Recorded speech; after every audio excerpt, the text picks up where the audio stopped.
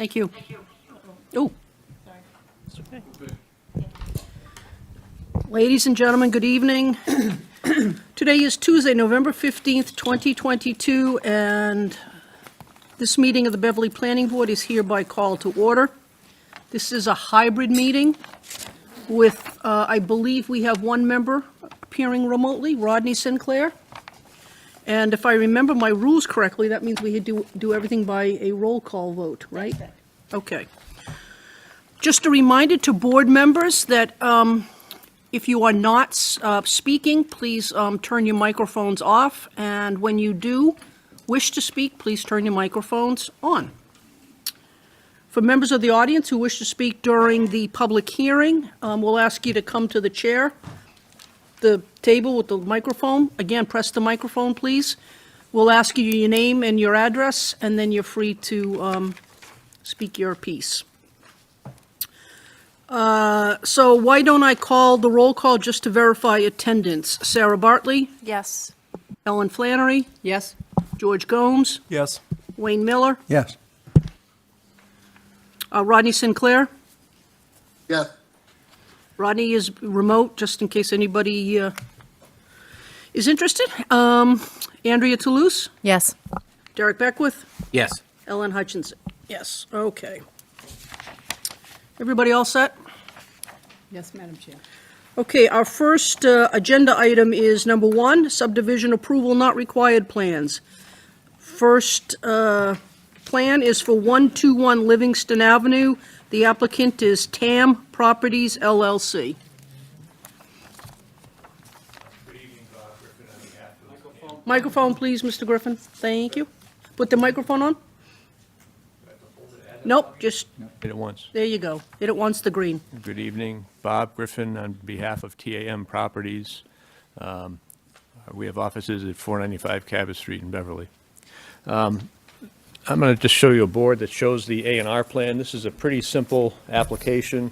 This is on Livingston Avenue in the vicinity of where the road has been recently extended and paved. So all of the frontage across the highlighted area, which is the TAM Properties land, is paved. It's certainly accessible.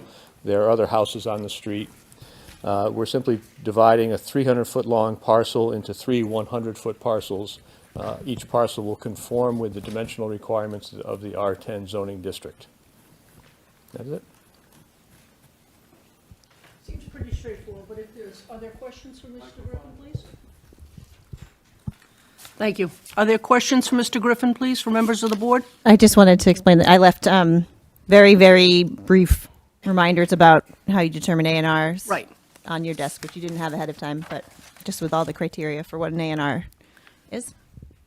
And that's a great segue, thank you. 3 criteria. The lots shown on the plan must front on one of 3 types of ways as specified in GL, Chapter 41, Section 81L. Must front on a public way or a way which the clerk of the city or town certifies is maintained and used as a public way, or a way shown on a plan theretofore approved and endorsed in accordance with the subdivision control law, or C, a way in existence when the subdivision control law became effective in the city or town in which the land lies, having, and in the opinion of the planning board, sufficient width, suitable grades, and adequate construction to provide for the needs of vehicular traffic in relation to the proposed use of the land abutting thereon or served thereby, and for the installation of municipal services to serve such land and the buildings erected or to be erected thereon. The lots also on the plan must meet the minimum frontage requirements, and we must make a determination that vital access to the lots exists. That being said, I'll ask again, are there any questions for Mr. Griffin? I don't have any. No, Madam Chair. All right, then I would welcome a motion on this matter, please. Madam Chair, Ms. Flannery? I move to endorse the subdivision approval not required plan for 121 Livingston Avenue. Applicant TAM Properties LLC. It's off. Oh, Thank you. sorry. Let me try this again. I'd like to move to endorse the subdivision approval not required plan for 121 Livingston Avenue, the applicant TAM Properties LLC, as presented. Thank you. I have a motion by Ms. Flannery. Is there a second, please? Seconded by Mr. Miller. Any discussion on the motion? Hearing none, I will call the roll. Sarah Bartley, Yes. Ellen Flannery, Yes. George Gomes, Yes. Wayne Miller, Yes. Rodney Sinclair, Yes. Andrea Toulouse, Yes. Derek Beckwith. Yes. Ellen Hutchinson, yes. Motion passes. Thank you.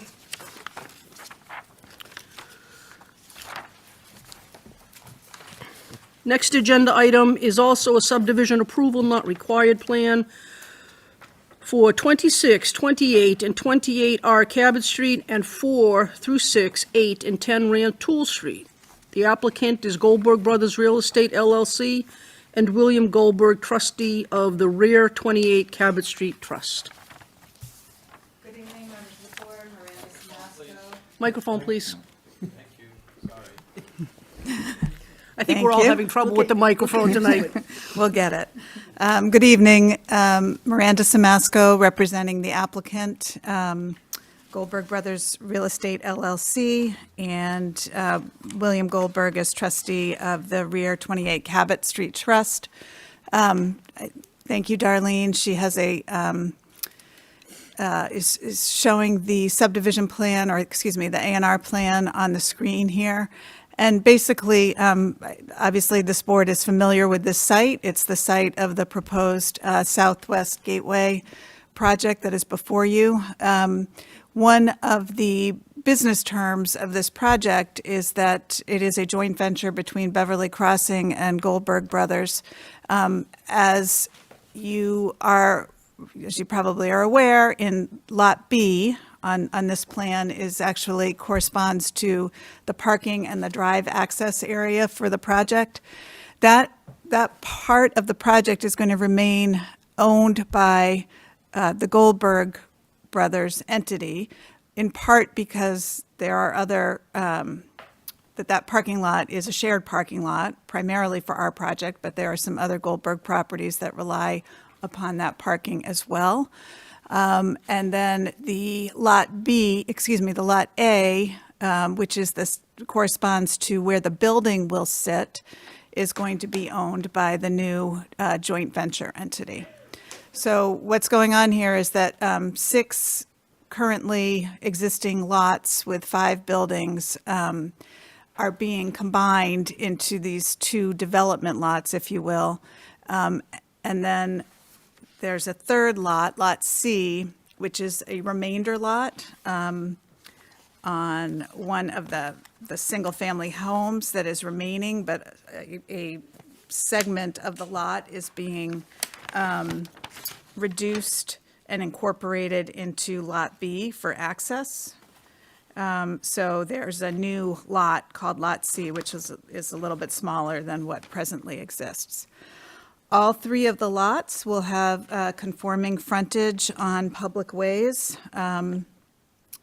Number 10 Rantoul will have about 23 and a half feet on Rantoul Street.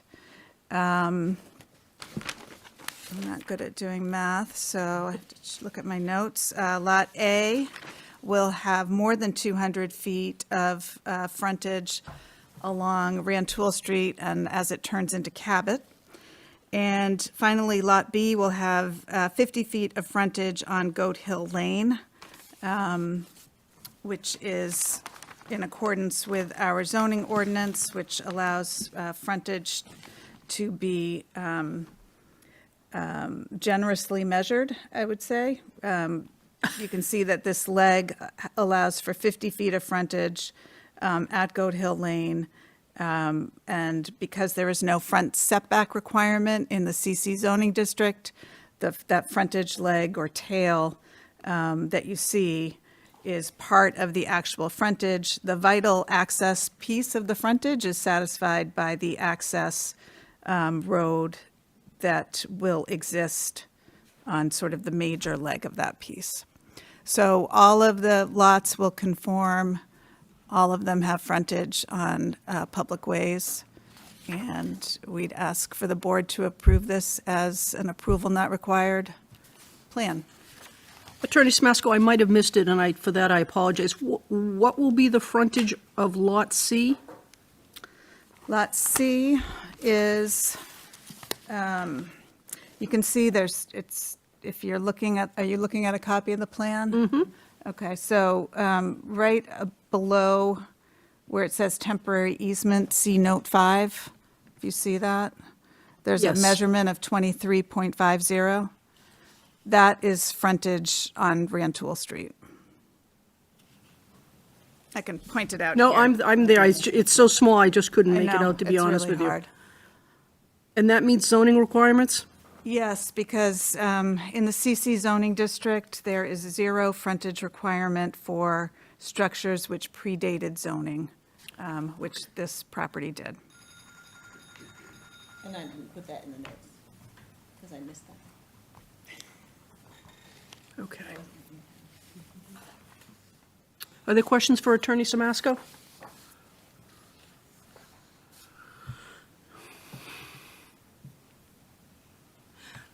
I do have one. Attorney Smasko, I believe you stated that there will be vital access to Lot B when the road is constructed?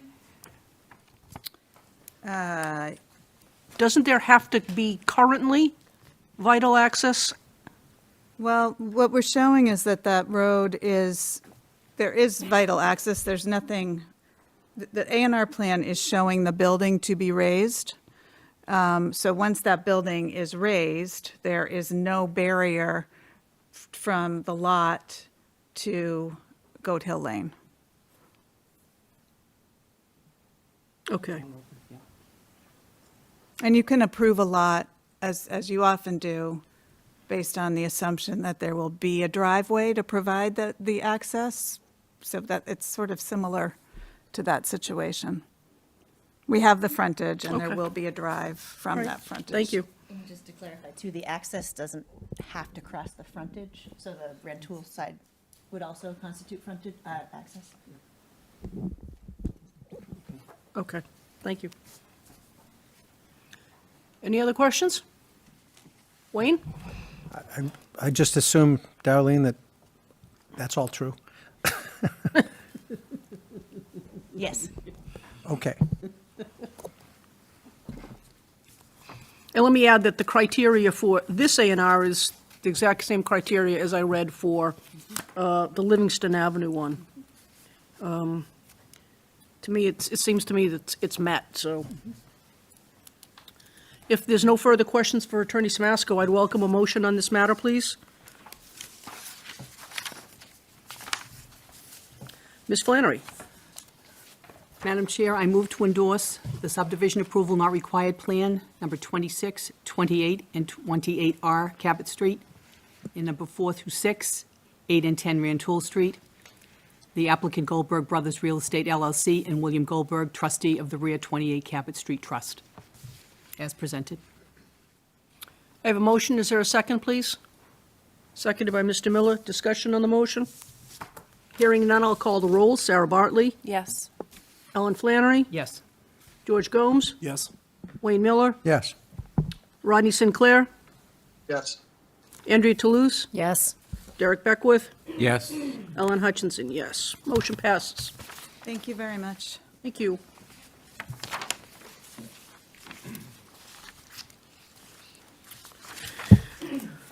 Okay, let's put that right there. Okay, could I have a motion to recess for public hearings, please? So moved. Seconded by George. Thank you.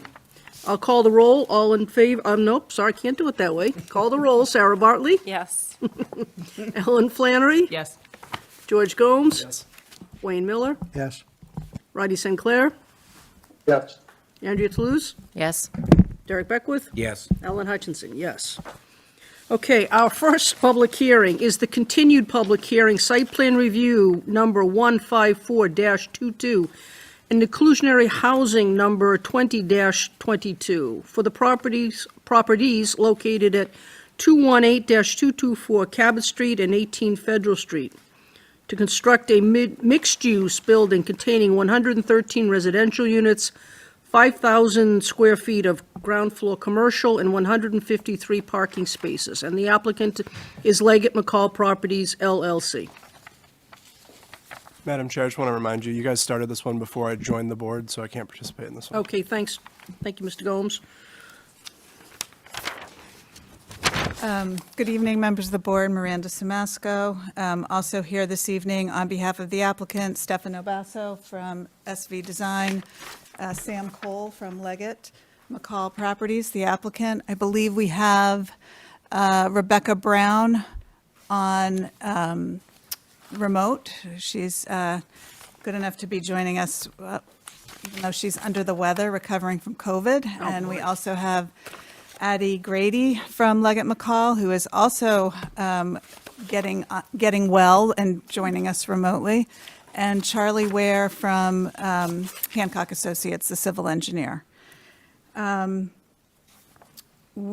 just want to give you sort of an overview of what I hope will be, what we are planning to be a pretty streamlined presentation on the part of the applicant this evening.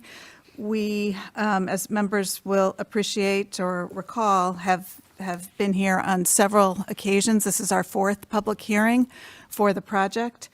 I'm happy to report that this morning we received a favorable recommendation from Parking and Traffic after, I think, 4 meetings and several back and forth with a very thorough peer review from Vanass Associates. And the Parking and Traffic Commission went through the latest response from peer review from November 4th, and I believe members had that available to them in the packet, and concluded with the applicant agreeing to all of the conditions that they could make the recommendation subject to those conditions. So we are pleased that that we've passed that gauntlet.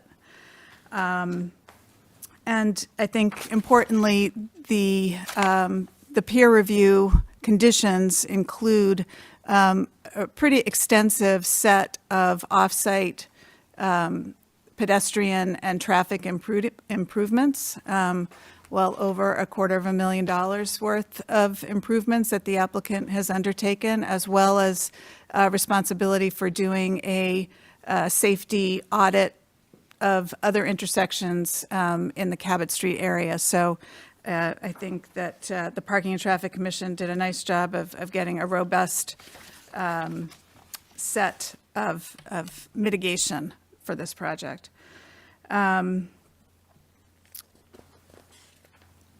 think if we, hopefully see if this works here. Okay. So we've had some back and forth here, and I think it's important just to summarize where we are. As members will recall, the site includes 2 separate parcels, about 1.46 acres in total. That there's a corner lot on the corner of Chapman and Federal that is used for parking, that is also part of the site. We started off proposing 113 units, and that has changed. Now the proposal is for 112 residential units with, sorry, I'm just trying to read here. So there's 112 residential units. There will be 2 substantial commercial spaces on the ground floor with about 5,000 square feet.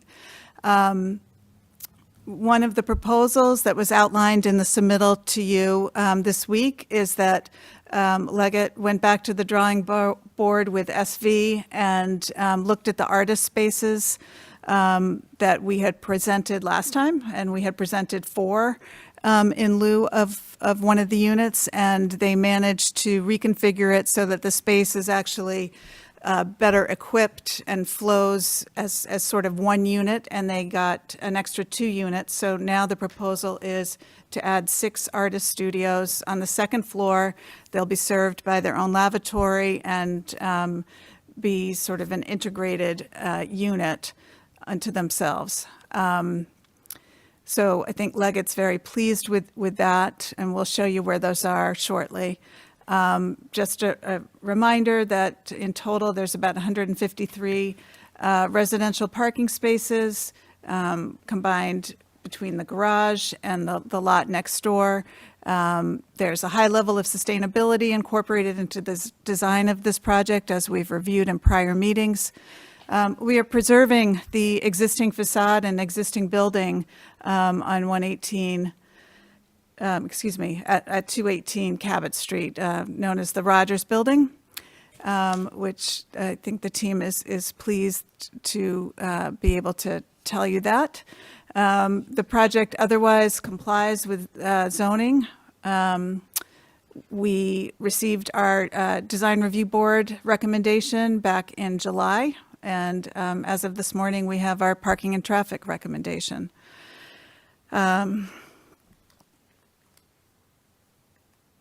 Whoops. Okay, so one of the things that we presented in the, or one of the things that I wanted to call out is that the applicants also agreed to provide a deeper level of affordability during this public hearing process that started off as a 10% of the units with mixed AMI of up to 60% or up to 80% AMI. And during the course of these proceedings, they have agreed to provide all of the units at 60% AMI at a reduced percentage of 8% in accordance with the zoning ordinance.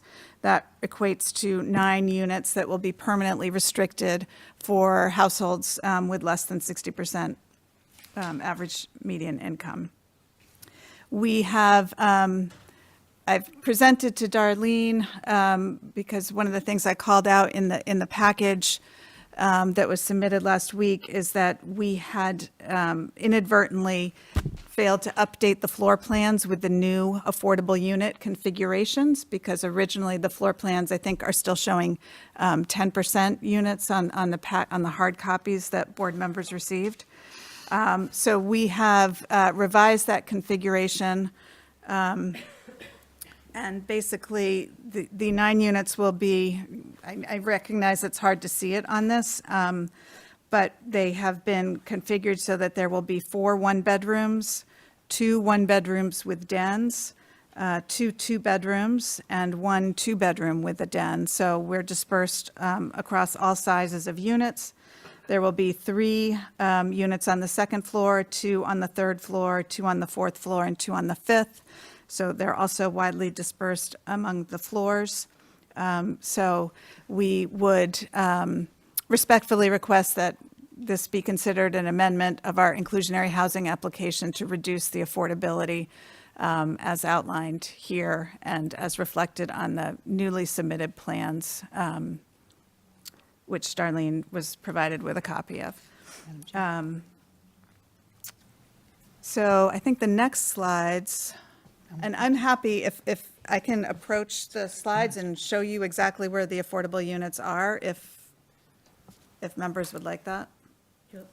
I can't really do it with the pointer, but I can certainly do it. Attorney Smasko, could I interrupt you for just a moment? Let me do it here. I think Ms. Flannery wanted to ask a question. Quick question, Ms. Masco, the breakdown of the units again, the number 1 bedrooms, the, Yep. There will be 4 one-bedrooms. Then there's a one-bedroom with den category, and there will be 2 of those.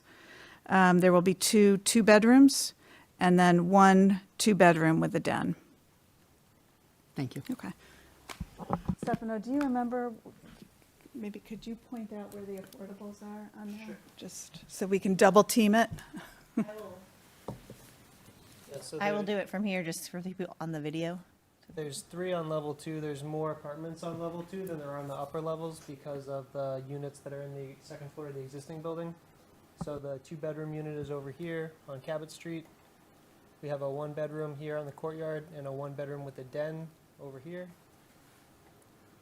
On level 3, we have a 1-bedroom over here and a 2-bedroom with a den over here.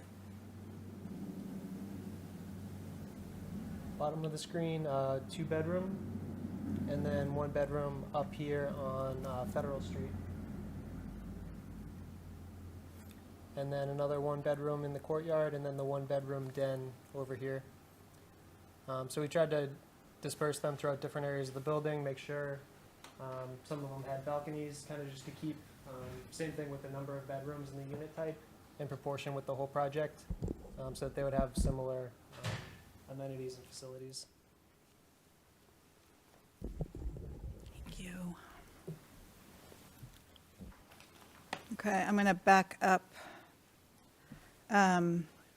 So this is a slide here of the second floor configuration, and it's there that you can see the space for the 6 artist studios. Darlene, can you move your cursor on that? Are you able to? This doesn't work. Okay. Kind of circling it. So as a result of the reconfiguration, there will be a private lab there serving the artist studios, and they will be served by a common hallway. We think it will be a big improvement over the first iteration, and happy to also be able to provide that. And I think it's important as well, Leggett representatives have been before the board on prior occasions and have discussed how they've been working in the community to try to find other artist space. And we're happy to, and pleased to report that Chris Lavasco at the YMCA is actively working with Leggett to provide as many as 10 artist studios at the Cabot Street YMCA. I think there have been meetings with artists at the property, and Sam, is there anything to add? No, we've discussed both the studio configuration as well as the Y options, potential solutions for the artists. So there are ongoing conversations and work being done to provide as much artist space as can be feasibly in this project. So very happy to report that, and grateful for Chris Lavasco stepping up and working as a partner to get that done.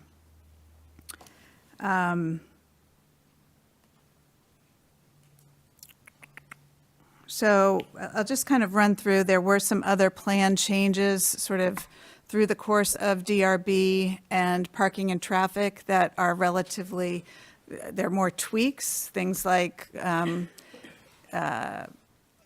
that there were some minor landscape modifications, and then just to make sure that the materials for things like fencing and some of the plants were low growing and wouldn't interfere with sight lines.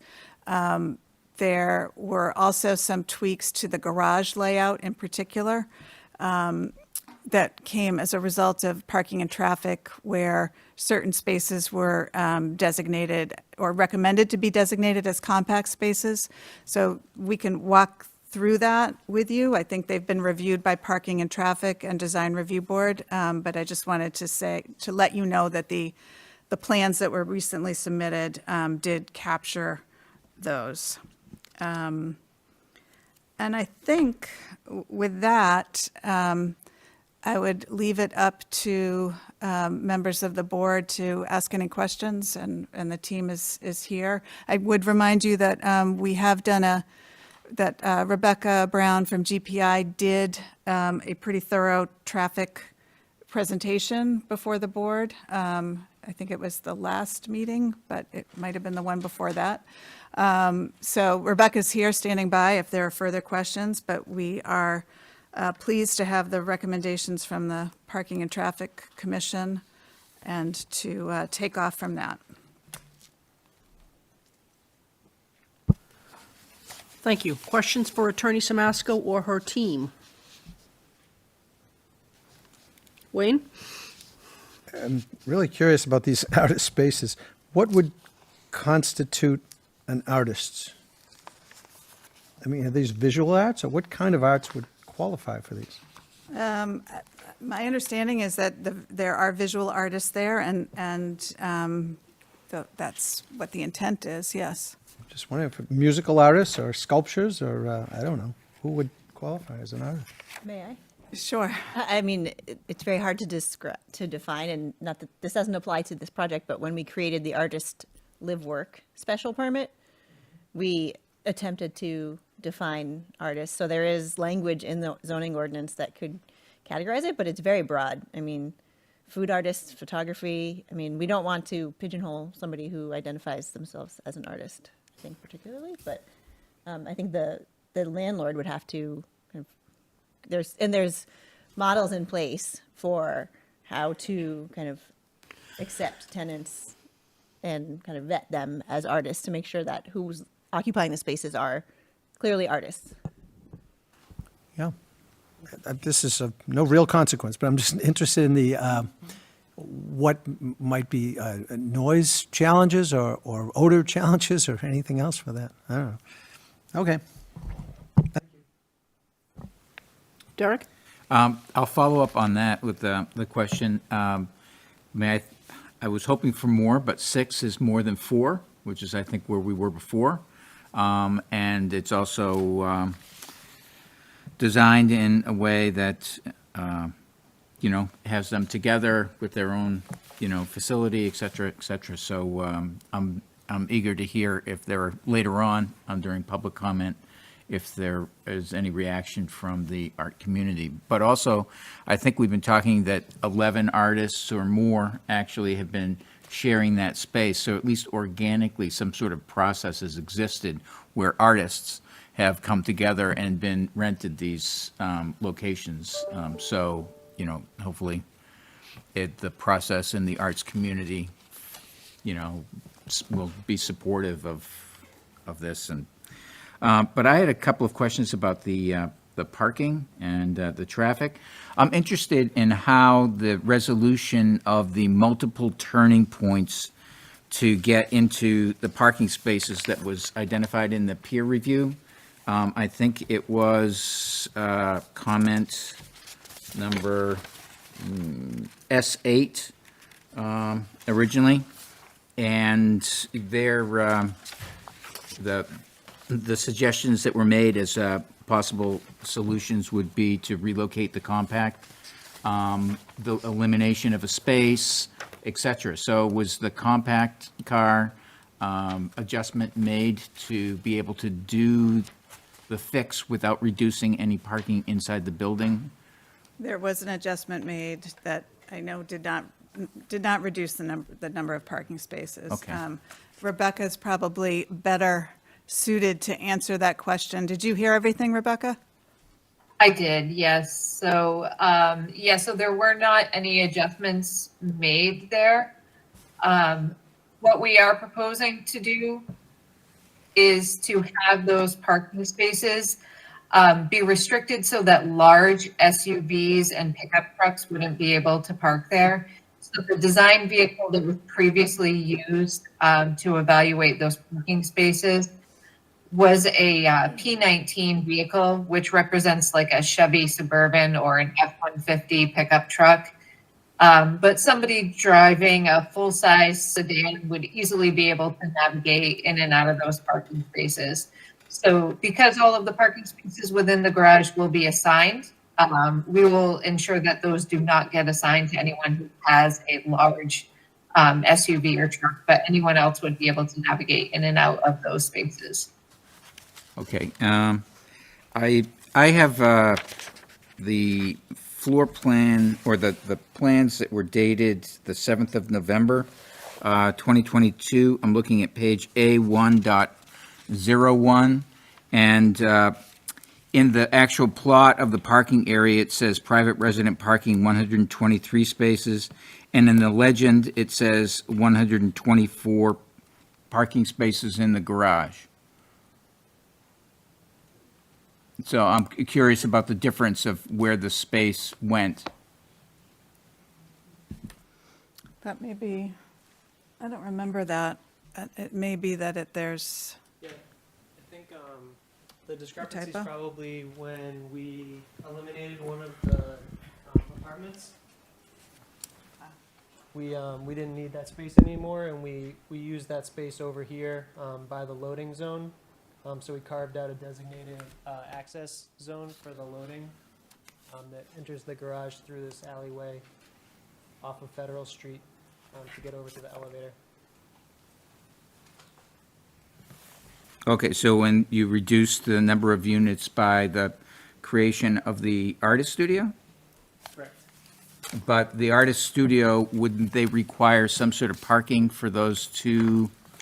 They don't? They don't because they are considered, they're not residential uses. Yep. So they are more in line with a commercial, institutional, other use that is allowed to park off-site. We are allowed to count parking within 500 feet.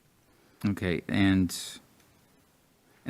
within 500 feet, we're allowed to at that point.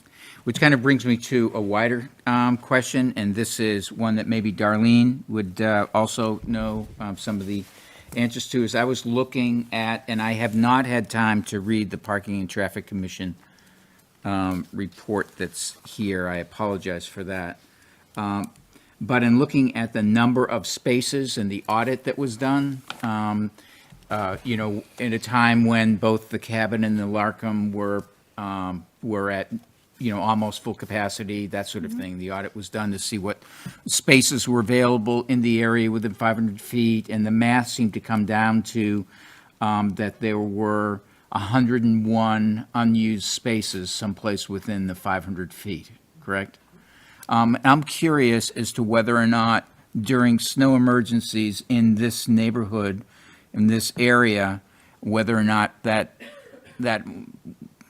those 101 spaces are what's needed to be able to help the neighbors who are losing what may or may not have been space that they, you know, legally had access to, but was a common use, was so that residents were able to park there during snow emergencies. I'm, you know, worried about the congestion in the area during times like that, and whether or not 101 spaces within that area is going to be enough.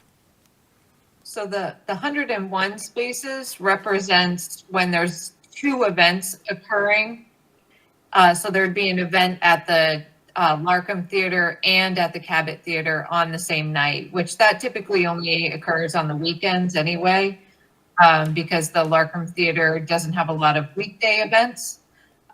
So we're talking about something that's only going to happen over a handful of days and anyway. And then, because we're talking about Saturdays, that would be in the winter time, that could potentially be a snow emergency that you'd be talking about having only that 100 vehicles. It would be a very rare event where you'd have two events going on at both theaters and having a snowstorm at the same time.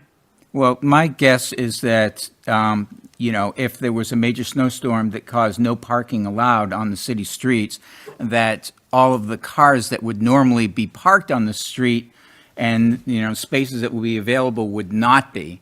And so during that snow emergency, it would at least equal what it would be for, you know, a lot of people to be at the Cabot and a lot of people to be at the Larkham.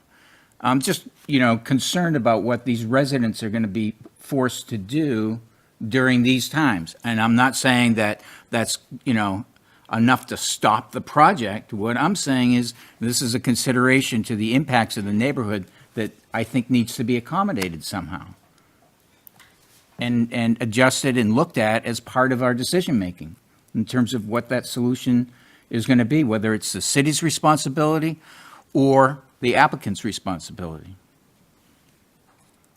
So, Darlene, do you have any sense as to what that volume is?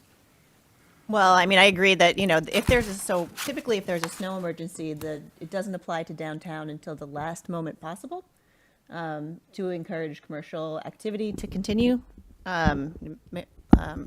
Commissioner Collins will often say that they'll delay the towing of vehicles there in order to allow that, but there will not, you know, there wouldn't be, the snow emergency wouldn't apply to you on-street parking, right? Because on-street parking is not where you're parking during a snow emergency. You're looking for off-street lots. I don't know if this lot is an official snow emergency lot for the city. I don't think it is one that we name as an official snow emergency lot. But we are also undergoing a parking supply study that should help to answer some of these questions as well. And the goal of that is to identify additional areas for parking, and knowing that this is a concern, you know, looking at where else and where are people parking during snow emergencies can be part of that. So there'd be some sort of evaluation, not just for this project, but for other, or for this neighborhood, but for others too, as to what the availability is, where the best places to park would be, some assistance to help direct the neighbors? Is I mean, that I what think you're saying? the parking study generally relates to downtown that we're looking at These now. people But yeah. pretty much are pretty downtown. Yeah, no, I'm not saying it's not this. I'm just Yeah. saying it, but you said other areas. It doesn't yeah, relate to yeah. other areas outside Okay. of downtown. Okay. Yeah.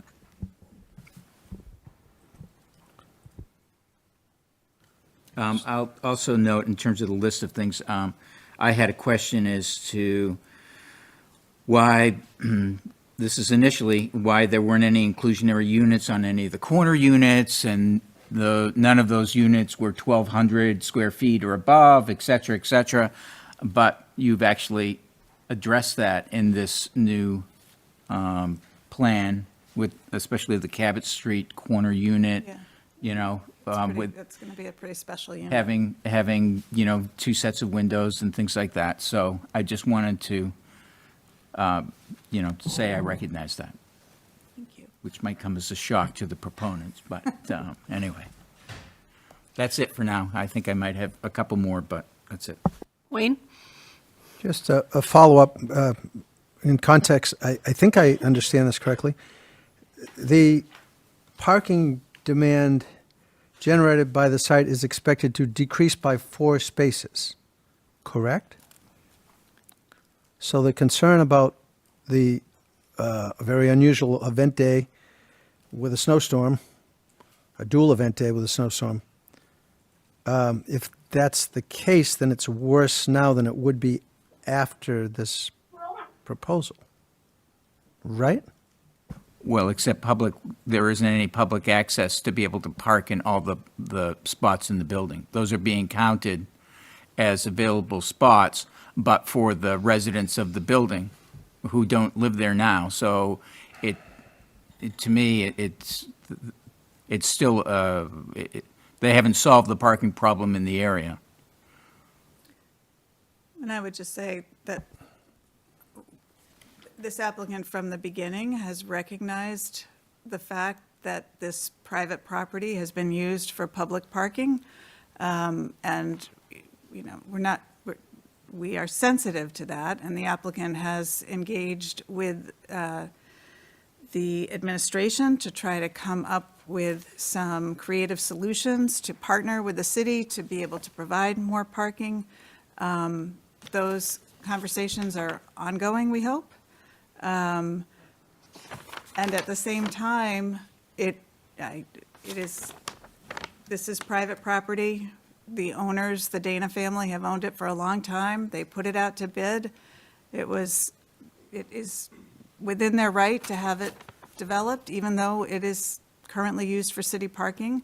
And I don't agree that it's on the applicant to fix the snow emergency problems that already exist downtown. I would charge that the applicant is not expected to correct an existing problem, which is what you're saying. But that, to Mr. Beckwith's point, can't exacerbate the problem that already exists. And you're maintaining that this doesn't make it any worse, I think. I think that the analysis that Rebecca did, and she should speak to that, there was a deep dive into parking supply, and it was reviewed during peer review as well. And the numbers that Rebecca used to come up with the 101 excess spaces, I think Vanas pointed out that was actually a conservative analysis, because Rebecca didn't back out the parking demands of the current uses at the site. So we are working this as hard as we can. We maintain that there is sufficient supply. We understand that people don't always like to look for parking, that it's much more convenient to go to a public parking lot, but that doesn't mean that the supply is not there.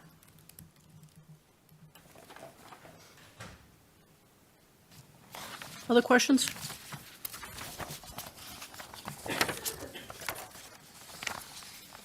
Attorney Samasco, on page 2 of Vanessa's commentary, there's, or review, I should say, it says the applicant has committed to perform a road safety audit at the high crash locations. I'm wondering if you could, or you or Rebecca, could explain what a road safety audit is? Sure. Rebecca, you're Yeah, better so for a you. road safety audit is sort of a multiple types of analysis get done. So initially, we would obtain all of the crash reports for the most recent 5-year period for all the crashes that happened within the study area. And then we would analyze those and look for any potential patterns that are occurring, and we would prepare collision diagrams that show those. The next step would be to hold an audit meeting where we would actually meet in a physical location with representatives of the fire department, police department, DPW planning, all meet together to review what the results of the collision analysis shows and talk about potential solutions. And then we would actually walk the area as well to observe things that might be contributing to collision patterns in the area.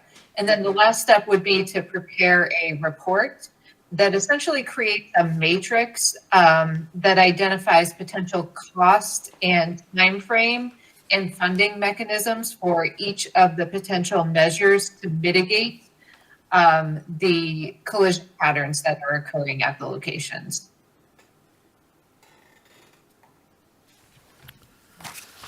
Thank you. So I just want to follow up with that. It further talks about to implement low-cost, short-term improvements that are an outcome of the RSA. I'm just wondering can you give us some examples of what the low-cost, short-term improvements could possibly be?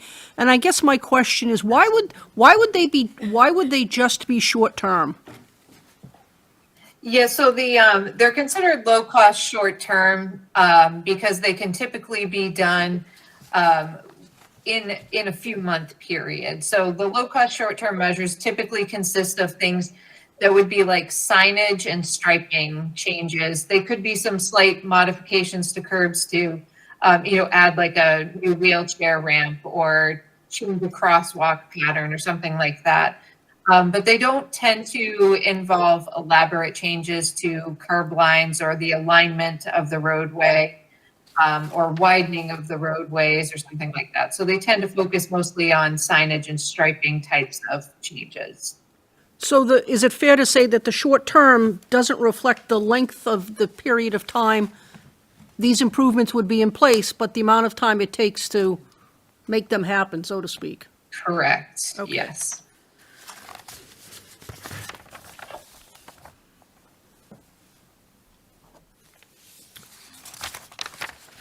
I had a couple of others.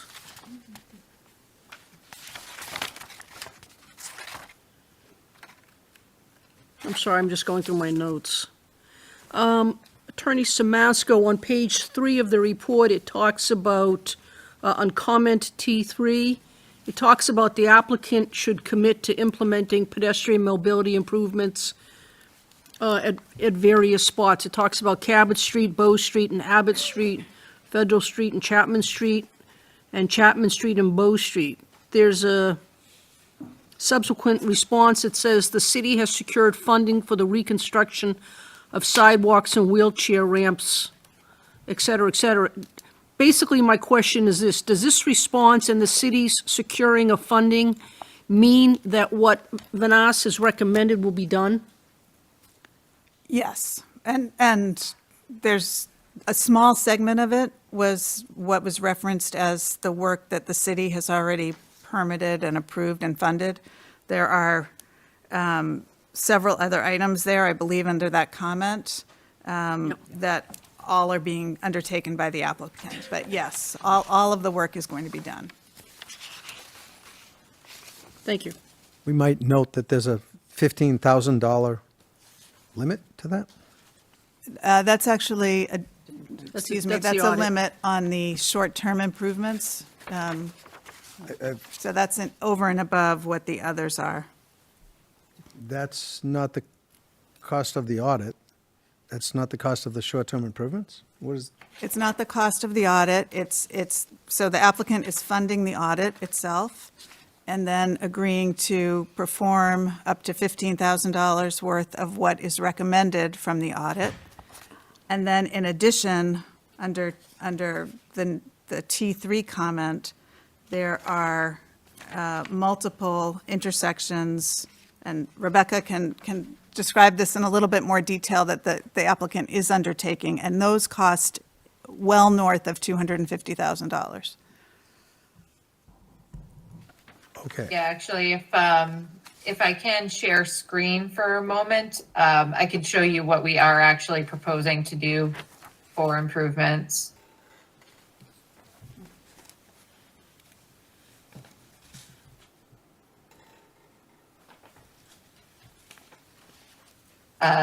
So the area that's highlighted here in this, and I'm not sure if you can see my cursor or not, but the area that's highlighted here in red represents the area that would be covered by the road safety audit. And that is where that $15,000 cap comes in. So we would conduct the road safety audit, which would be separate from the $15,000. That would be funded entirely by the applicant. And then we would also implement up to $15,000 worth of improvements that come out of the road safety audit in this area. In addition to that, we are also, the applicant has committed to reconstructing sidewalks along the north side of Bow Street, all the way from Chapman down to Cabot Street, along the extent of Chapman Street from Bow up to Federal, and along Federal Street from Chapman down to the driveway into the Lux Realty property, as well as constructing all of the wheelchair ramps in this area as necessary to bring all of those intersections up into compliance with ADA guidelines. And then modifying the curb going from Bow Street onto Chapman Street to allow fire trucks to be able to make that turn efficiently, because right now they are actually not able to make that right-hand turn to get access to Chapman Street. And then we would also be providing a pavement overlay and applying new striping of crosswalks, stop lines, and those types of things within the project limits along Chapman Street, Federal Street, and the intersection at Bow and Chapman, where that curb line adjustment's being made.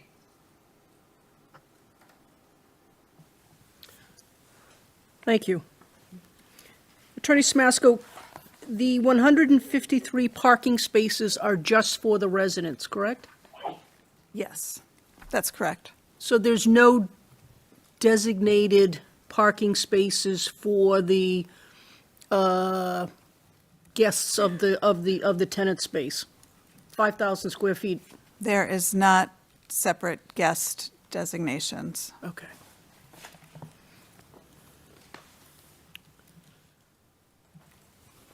Were there changes in the loading zone? I'm wondering if either you or a colleague could just review them. Sure. Rebecca, do you mind, can you share your screen again for the loading zone configuration?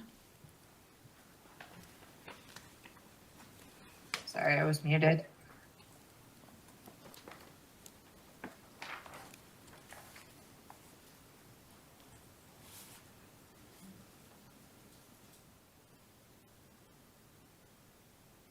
Yes.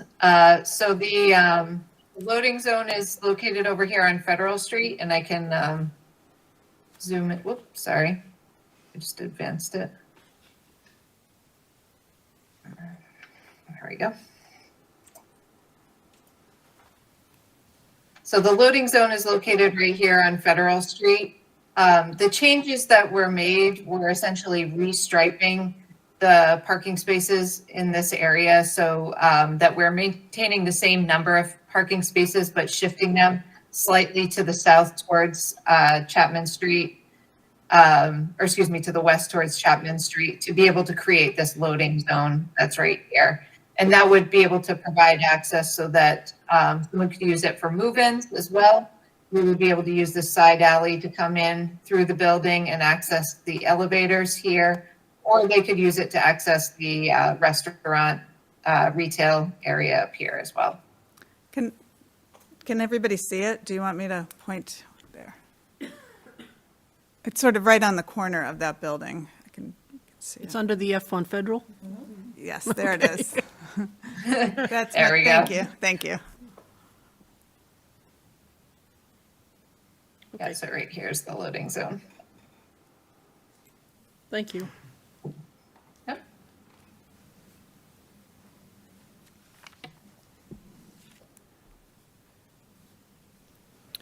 Trace Masco, there's a school right across the street. Would the construction company commit to talking to the school people to, you know, one of my concerns is the level of noise while education's trying to take place. I know we can't stop it. Noise is noise and it's going to happen in a construction site, but I'm just wondering if at a minimum, the construction company or your client would talk to the school and see what can, if anything, be done to try to minimize the level of noise during school hours. Yeah, I'm sure that would not be a problem. Just so the board is aware, the applicant will have to go before Parking and Traffic with a really detailed construction management plan. So the commission will be looking for those sorts of outreach items anyway. And I'm not sure, maybe other members of the board or Darlene are more aware, but I thought that the school was just there for when this is a temporary engagement. They have a one-year lease with another year option. Okay. So certainly that will be part of normal outreach to neighbors during the process. Thank you. Sarah, did you want to? Yeah, were there any updates to the commercial space, plans for the commercial space? I think it's been a while since we've talked about that. There's no identified tenants, if that's the question. I think when we talked about it before, so one of the spaces is configured easily for a restaurant and outdoor space.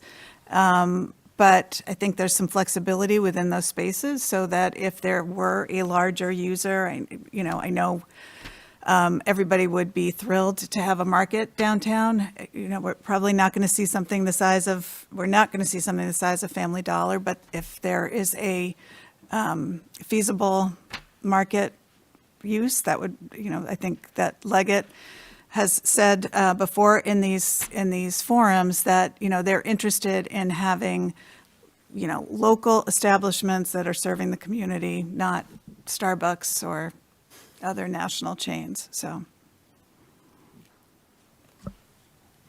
Madam Chair?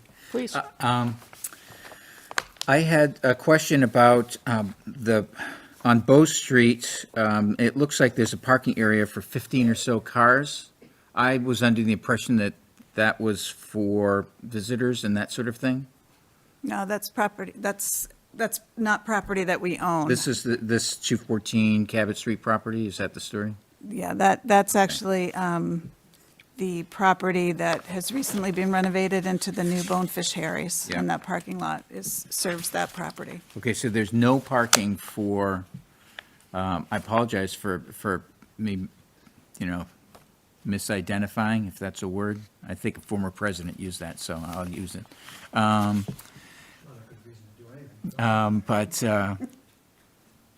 But so visitors are expected to use just public parking and, available in the area? Yes. Okay. To the extent, I will say that, obviously the project has to comply with zoning, but the owners who operate many rental properties throughout the region have commented that the city's zoning ordinance typically requires more parking than they see a demand for. To the extent that that's true, that would, allow some flexibility for visitor parking, on a managed basis, but they can't commit to it until they see what the demand is. Yeah, and you referred to potentially parking inside the building for visitors or something like that. Or the other lot across the street, I Or the think lot either, across the street, either could okay. work. And this, I should just highlight a couple of conditions from the Parking and Traffic Commission. One is that the residents of this building will not be able to participate in the resident sticker program in the city, so there will be some automatic restrictions for folks overflow parking on the streets. And that employees at the project in the commercial spaces will not be able to park on Cabot Street.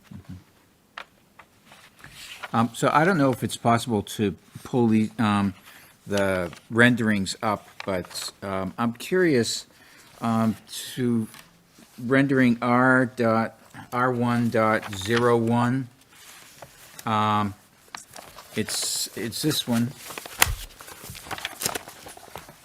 It's, There's 83 slides here. yeah, no, I understand, But it's this one. It should be in there, so that's But that's existing. That's existing. That's existing. They're yeah. probably, That's, Similar. I think that's the one, actually. It has the little card coming. The one that basically shows only the very hint of the top of the building visible from Cabot Street. And I'm curious about I've walked around the area. I've looked at it. I'm not tremendously tall. I was taller, 20 years ago. So maybe it's that inch I've lost. But I find this rendering, surprising to me that we're not going to be able to see it walking on the other side of the sidewalk on Cabot Street, that this building will be invisible to us. I mean, is that, so this is a fair rent? I'm just, Stefano can explain better than I can about how these perspectives are created, but they are created from a specific spot, and that is what is calculated as the view. It may not be the same view as you move, north or south, but.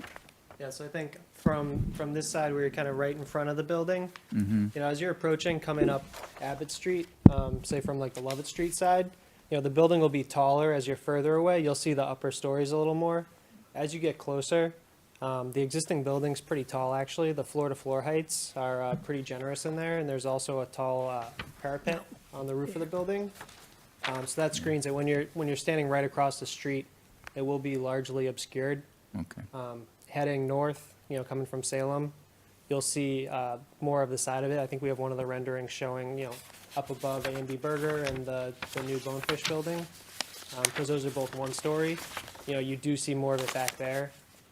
Yep, And it is set back 50 feet? 55 feet, yeah. 55 feet from Cabot Street, so that's part of the, So in looking at the renderings, at least I was like, okay, because I have said before, and I still believe that the mass of this is, jarring for the downtown. And then, when I switch it to the view, it's the one from on Chapman Street, which should be for, it's looking through the surface parking lot you have across the street.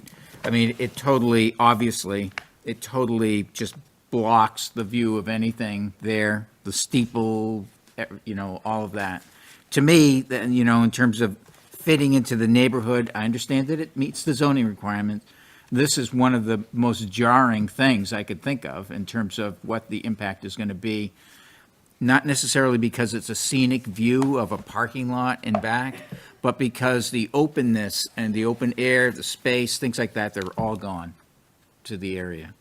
And, you know, I'm wondering about the lower floor with it looks like grill work or grading, you know, for the garage there, if that's representative of what is actually the plan. Because to me, it looks a bit more like it's, you know, a security site as opposed to a building. So the architectural intent is definitely not for a security site. Yeah. You know, borrowing some of the elements from the existing building, the sort of more Gothic revival spires on the building. We tried to bring back some of those elements to the rear of the building without just, you know, copying the historic architecture. So we're borrowing some of the yellow tones, some of the vertical elements with the piers and the caps on the corner. And then with the black sash windows, we're also bringing back more of like a black, it's supposed to look like more of a wrought iron grill work, like you might see in the back bay on a lot of the brick row houses. They have the grates over the windows on the lower levels. They work in some kind of interesting patterns. There's some, you know, diagonal bracing and some different wrought iron Yeah, schemes. I was in New York City last weekend, and this actually looked like the parking garage for the area I was in, meaning to secure it, and like it's a fortress area with that graded first floor. It seems like, I don't know whether or not, and the design review board, you know, examined that grill work and thought that it was okay for the neighborhood? They made modifications to certain aspects of it, Derek, and. Your mic. Yeah, there were changes made to the plan relative to that particular area. I don't have them in front of me. Perhaps, Stephanie, you can make the comparison from what was versus what we did recommend and was changed, because I know grading was a concern, particularly for Mr. Ouellette. Yeah, I think especially And I don't some have of them, I don't have the notes in front of me. Yeah, I think some of the earlier renderings showed it, and it looked more like fencing, like a chain link, but the intent is really that it will be something more architectural and more historical in nature, not like a utilitarian security fence. That's what we requested. Okay. You all set? For now. Wayne? Just to follow up a little bit there, you've provided a lot of elevations, a lot of angles, but it's difficult for us to kind of picture the before and after from so many elevations. I'd love to see the before and after of this elevation, for instance. I don't know how technically feasible that would be, but I think it would be helpful. We have the existing view from that side standing There from it the is Chapman with the Street blue. lot. Yeah. Is it the Hearn building or? Might be.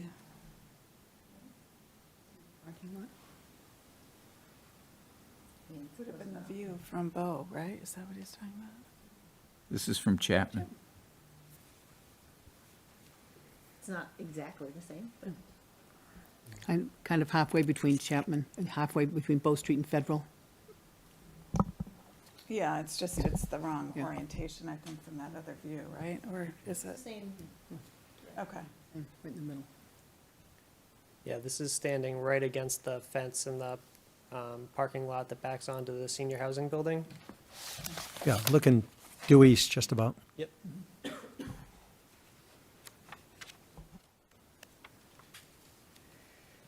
Other questions, Wayne? I do have a question, if that's Sure, okay. of Madam course. Chair.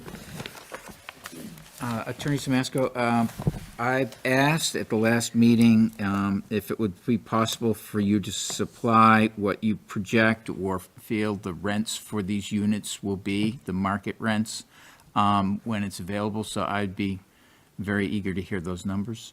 We do not have those numbers, Mr. Beckwith. We, I think, supplied at one of the last meetings a sample of what some current market rates were for Homes, Sedna, and one other project.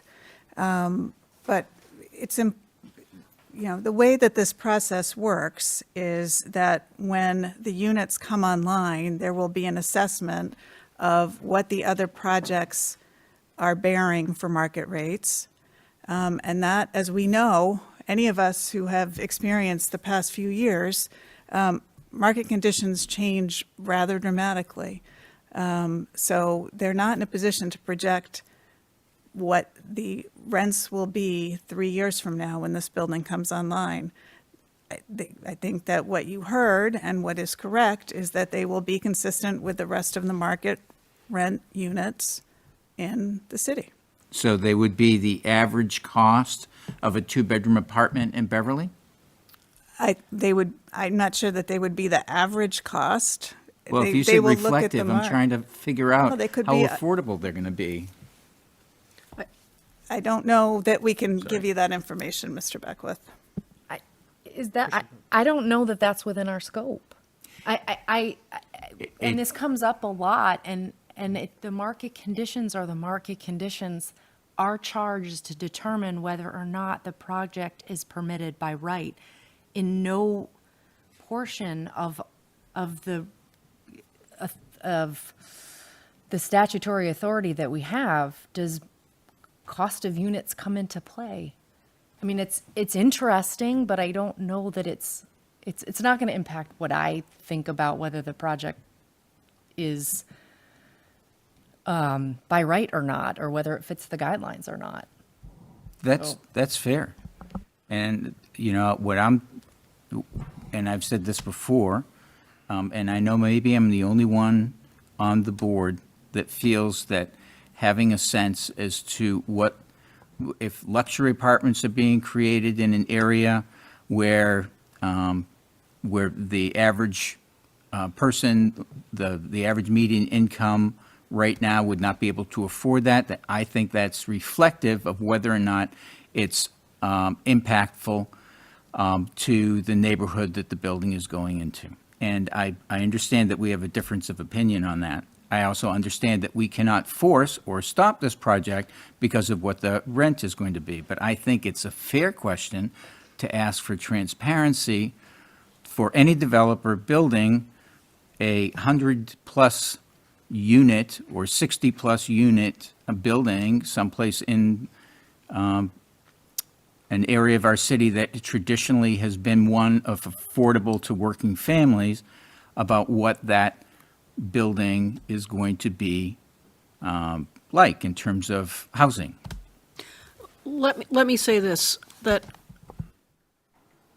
I appreciate the question, and I think it has some relevancy, but I think Attorney Smasko brought up something that I had not thought about, which is that this project won't be marketed for, your time of construction is going to be approximately 3 years? 2 to 3 years, probably, or maybe less, but it's always hard to predict with construction being the way it is right now. So I will give them that it's hard to predict what rents are going to be.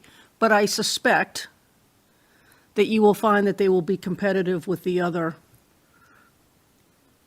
newer buildings that are being constructed in Beverly. I mean, I can't imagine that they wouldn't be.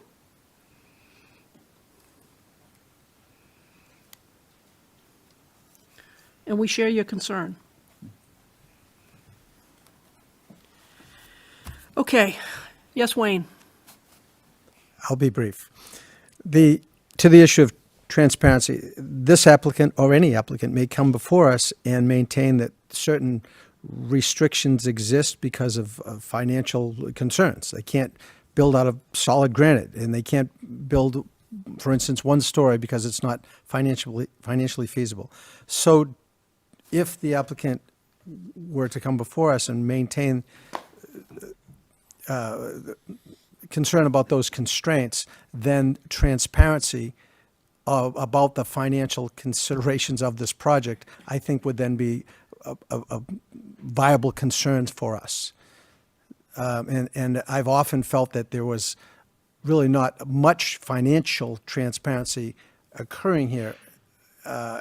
And maybe we need to consider that as a board. But that doesn't reflect directly on this project. And I feel that way about the question about how much will these cost. It's a bigger picture about whether or not we own or should own some transparency with this or any other project. But I agree that it's not really our jurisdiction to judge that. It's beyond the scope of what we can do currently. I would love more transparency about all of these, in these areas. But we don't have that. We can't make that happen tonight. Okay, do planning board members have any other questions for Attorney Samasco and her team? Okay, I will open it up to members of the public who wish to be heard on this matter. Is there anybody from the public who wishes to speak? Let's start with the people present in this room with us. Anybody present here with us who wishes to speak? No? Okay. Anybody at home who wishes to be heard? I have Councilor Rand. Councilor Rand, and then Vivian Hudgens. Counselor Rand, thank you for being with us tonight. Thank you. Good evening. Good Can evening. you hear me okay? Yes. Okay, great. Thank you all. Thank you to the planning board for your questions throughout this process. You've asked a lot of good ones and a lot of my own. I'm encouraged to hear some positive amendments this evening, like the increased artist housing, equitable distribution of affordable units, and the commitment to infrastructure improvements. And I'm really thankful to the artists, planning board, community members, parking and traffic committee for the role that all played in these positive amendments. I have a question and a couple comments just about the project in general. I'd love to know a little bit more about the details surrounding pedestrian safety improvements and kind of like placemaking in the neighborhood. So, you know, I understand you're going to be required to do some ADA infrastructure updates, but I specifically want to know how the project will make the neighborhood sort of feel like a neighborhood, even though there's this huge new piece to the neighborhood. That's a question. And then I just want to express that I'm really concerned about the impact on the neighborhood between Rantoul and Cabot leading up behind this project. The hardest part about this is that our zoning allows for something like this to happen. So I just want to publicly thank Darlene Nguyen for bringing forward some amendments to our zoning that would not allow this to happen in the future. And I also want to just offer the idea of the kind of lines, the view corridors that are in place for our harbor zoning. I think some of what Mr. Beckwith was saying sort of reminds me about how we put our harbor zoning in place or waterfront zoning in place. We were very focused on the sight lines to the water. And I think the same applies for that kind of sight line to our downtown skyline, right? That may be, is definitely going to be impacted by this building, but I'm hoping to see something like that built into the thing going forward. And then the other problem that I'm hearing everyone referring to is really kind of is a state issue on how to deal with median area income and affordable housing. And this is not going to be solved through this process, but that we just need to advocate better for a change where we're calculating median income in our community, because that's broken. We're not getting, even though Everly has a great inclusionary zoning ordinance in place, and it will hopefully even improve from there, we're not getting the type of affordable rental units that we really need to keep people in our community. So those are my comments, and I appreciate all your work on this. Thank you. Thank you, Councilor Rand. Appreciate your time and your comments and your question. Stefano can talk to the pedestrian. Yeah, we can talk about the placemaking. So the biggest move in the project was to not add massing directly onto Cabot Street. That was the biggest and most important move of the project, I think. Recognizing a lot of comments that we've heard that Cabot Street, especially that main core around the churches, is a really special area in the town. So the preservation of the existing building is very important. We've all seen how it's, been maintained over the years, and this project is a great opportunity to kind of clean up that facade and revitalize it, rehabilitate it really, get all the extra window signage down, get some nice clean new storefronts back in there,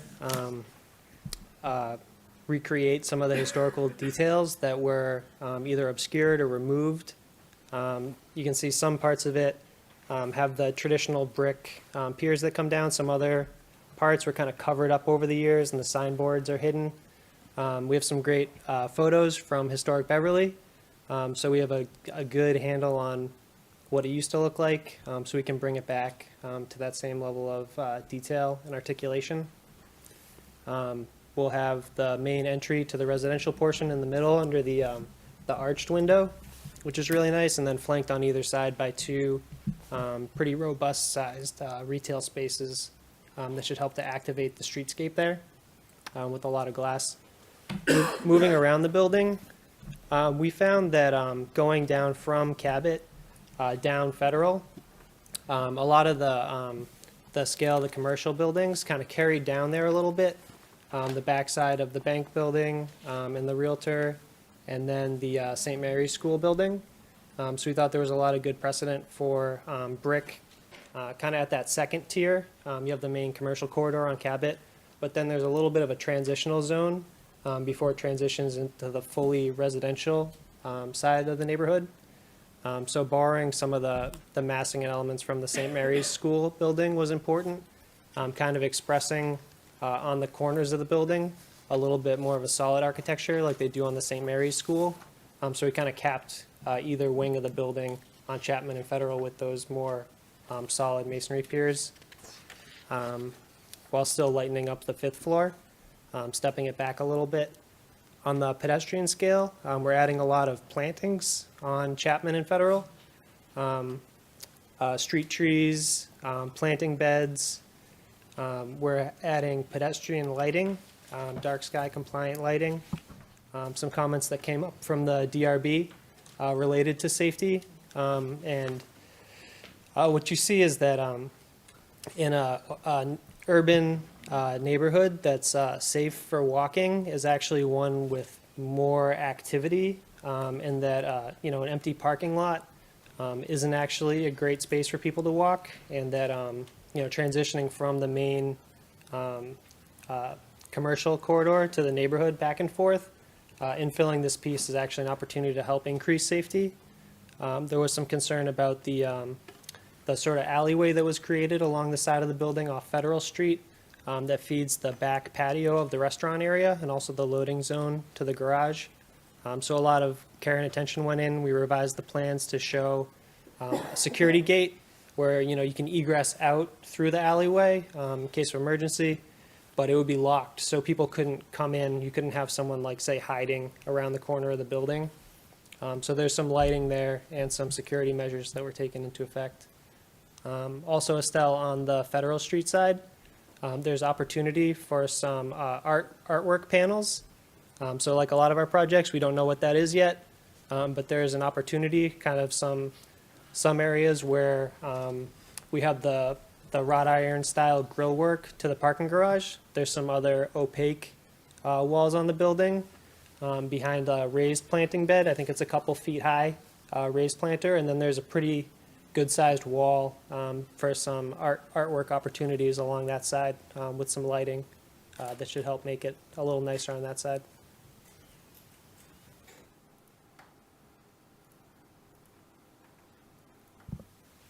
Thank you. Thank you. Anything else, Counselor Rand? I guess I just was also thinking about, and this is hopefully something that can be a collaboration between the city and any development in the downtown is, we could definitely do better to encourage people to walk and be comfortable moving on foot. I think the plantings are a good start. I think it's going to take a lot to really build like a sense of continuity between this brand new, really kind of monolithic structure and the smaller multifamilies behind it. So, think about connecting the existing neighborhood to this new block of neighbors. So I guess I'm not a planner, but I know that through planning you can do that. So I'm hoping we can find connections, making a distinct connection between the existing neighborhood and this new block.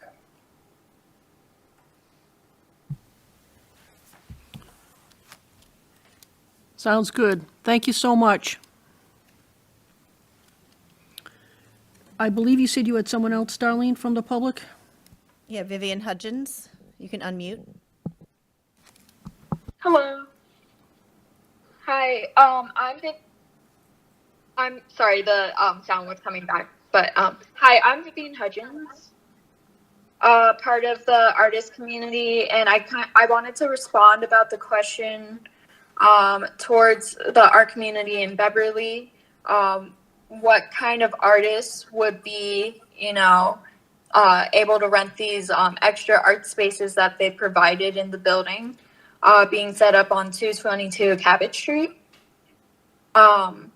So we know that it'll probably be hard to kind of determine what type of artist or who is an artist to be able to rent these studios, because there's so many different types of artists in Beverly. It would definitely have to be thought of with an open mind and an amount of fairness in between the different mediums. And most likely it will be probably leaning towards more 2D digital, less noisy artists who don't have that many like huge machines or fumes or noise or dust due to the ventilation process and like the other tenants who are living there. But we do think that the addition of the the two other art studios in the building and the consideration towards storage space and all of that kind of stuff it's very much appreciated, and it's great to be a part of this conversation. Thank you. Thank you, Ms. Hudgens. Could we just have your address for the record, please? Yes, 394 Rantoul Street. Great, thank you so much. Anybody else from watching us remotely who wishes to make any comment or ask any questions? No. One last shot. Anybody in our audience who wishes to be heard on the matter? Sir.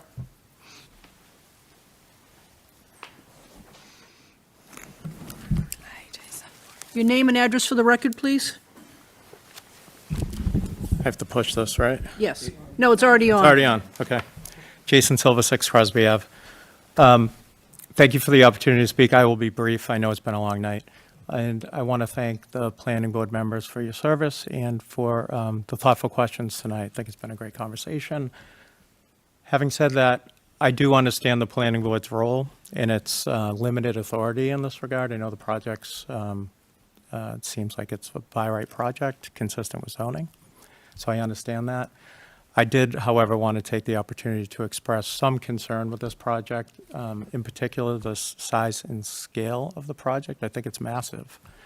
And I don't think it's in keeping with the surrounding area, the neighborhood, and that is a concern. I also am very concerned with the loss of parking for residents and for customers of our thriving business community along Cabot Street.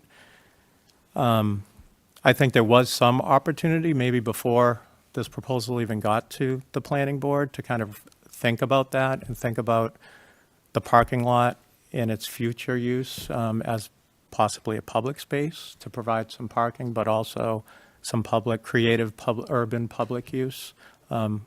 This project is probably too far down the road at this point, but I'm sad to see that didn't happen in advance of the project getting here, because I do think it could have some detrimental implications to our business community moving forward. So again, I want to thank you all for your service and appreciate the opportunity to speak. Thank you, Mr. Silva. Thank you. Could I just follow up with that, Madam Chair? Sure. Mr. Silver? You mentioned detriment to the business community. Other than parking, do you see any detrimental effect? I was referring particularly to parking and parking availability for their customers. Okay, thank you. You're welcome. Can you remind, oh, go ahead. I will remind you, yes, go ahead first. I frankly can't remember. Have we gone over the, just in general, the letters that we've received from the city boards? We can do it again. I was going to say that I drafted a set of draft conditions in anticipation of potentially taking a vote, which I can hand out. Okay. And that lists the letters in there. Okay. So these are generally number 4 on are the I'll bring them over to you guys, are the standard conditions that we generally use. Number 1 is also standard in that it references the plan, and number 2 references the letters and the conditions therein. Number 3 is something that came up today regarding whether or not the board, we didn't talk about it, so I wanted to mention it, the board, it's regarding local preference. So the board doesn't have any authority to require a local preference, but that's the mayor and the applicant's responsibility when they apply to DHCD. But for the inclusionary units, the administration can consider requesting a local preference, and I understand the applicant would be amenable to that. So you could include that as a kind of condition to explore. And then that's it. So, but I'm going to hand those out across. But I wanted you to have that before the hearing was closed.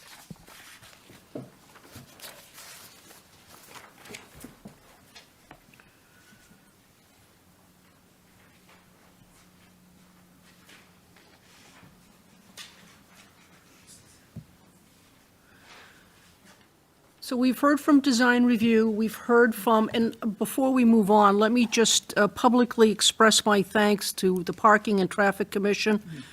This sure seems like it was a well-vetted process, and they are the experts in this. I'm certainly not, I can only speak for myself. But I just want to say publicly how much I appreciate all the time and all the effort that they put into this project. I mean, they always put a great deal of time into all the projects, but it seems as though this one, with their multiple meetings and the two rounds of peer review, that they really weighed in heavily on this project, and I just want to express, on behalf of the board, our gratitude to them for doing so. That being said, is there any reason, Darlene, to not close the public hearing? I mean, we have all our letters, we've heard from all of our board members. We've given the public an opportunity to speak both here and at home. Planning board members have had an opportunity, multiple opportunities to ask questions.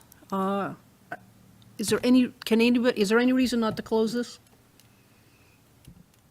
Okay. I would welcome a motion then to close this public hearing. So moved, Madam Chair. I have a motion by Mr. Beckwith. Is there a second, please? Seconded by Ms. Flannery. And you know I lost my sheet with the roll call. Here it is. Any further discussion on the matter? If not, I'll call the roll. Sarah Bartley? Yes. Ellen Flannery? Yes. George Gomes? Oh, George is not participating. Just trying to make sure you're still awake over there, Mr. Gomes. Wayne Miller? Yes. Ronnie Sinclair? Yeah. Andrea Toulouse? Yes. Derek Beckwith. Yes. Ellen Hutchinson. Okay, this public hearing is closed. I'd like to move on, if we could, to the merits of this. There are two matters before us. We have site plan review, and that's the first matter, and the second matter is whether or not to approve the inclusionary housing permit, or grant it, I guess I should say. So regarding site plan review, I would welcome a motion on this matter, please.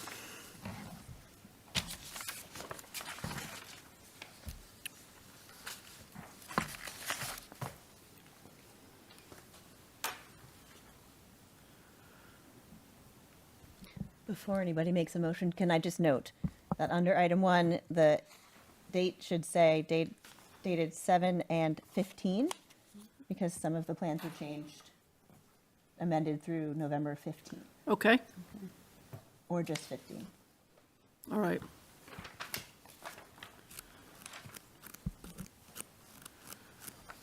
Still waiting on the motion, gang. Madam Chair? Yes.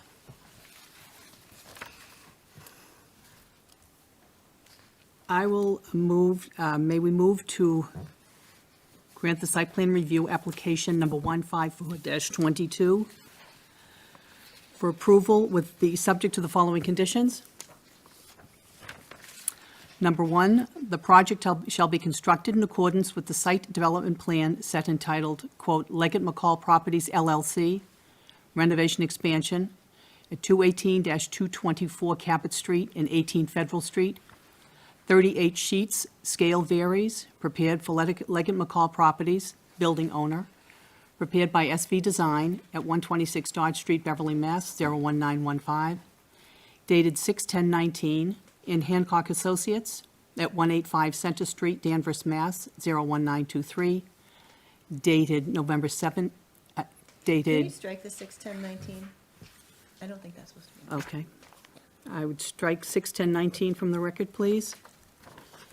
And the dated November 7 and 15, 2022. Said plans are attached hereto and incorporated herein by reference. Number 2, subject to compliance with the conditions contained in the comment letters submitted by the various department heads, boards, and commissions, which are attached hereto and incorporated herein by reference. A, letter dated June 29, 2022, from Bill Burke with the Health Department. B, letter dated July 26, 2022, from Victoria Healy on behalf of the Design Review Board. C, the letter draft dated November 15, 2022, from Richard Benevento, Chair of the Parking and Traffic Commission. D, letter dated June 29, 2022, from former Captain Ryan Larissy on behalf of the Fire Prevention Office. And E, comments in Central Square the Central Square permitting system from the Assistant City Engineer Lisa Chandler, dated June 30th, 2022. Condition number 3, is this part, should I do it? To the extent permissible and approved under Fair Housing and the Department of Housing and Community Development, the applicant will honor any local preference requested by the City of Beverly residents up to the DHCD maximum of 70%. The DHCD will require that this request be made in collaboration between the applicant and the city. Condition number 4, any conditions made in any plans, proposals, and supporting documents approved and endorsed by the planning board without the written approval of the planning board shall require submission of a modification request to the planning board for review and approval, and shall include a description of the proposed modifications, reasons the modifications is necessary, and supporting documentation. The planning department will determine the course of review. Let me stop you there. Please. I think you meant to say any changes and not conditions. Oh, I'm sorry. Okay, And item number 4, yes, any changes, please. yep, thank you. Number 5, prior to the commencement of the authorized site activity, the applicant shall provide to the planning board office the name, address, email, and business phone number of the individual who shall be responsible for all construction activities on site. Number 6, the terms, conditions, restrictions, and/or requirements of this decision shall be binding on the owner and its successors and/or assigns. In the event of the transfer of the site as a whole. Within 5 days of such transfer, the owner shall notify the board in writing of the new owner's name and address. Number 7, refuse removal, ground maintenance, and snow removal shall be the responsibility of the applicant. Winter snow in excess of snow storage areas on the site shall be removed off-site. Number 8, as-built plans stamped by the registered professional engineer shall be submitted to the Beverly Planning Department and city engineer prior to the issuance of the certificate of occupancy. The as-built plans shall be submitted to the city engineer in an electronic file format suitable for the city's use and approved by the city engineer prior to the issuance of the certificate of occupancy.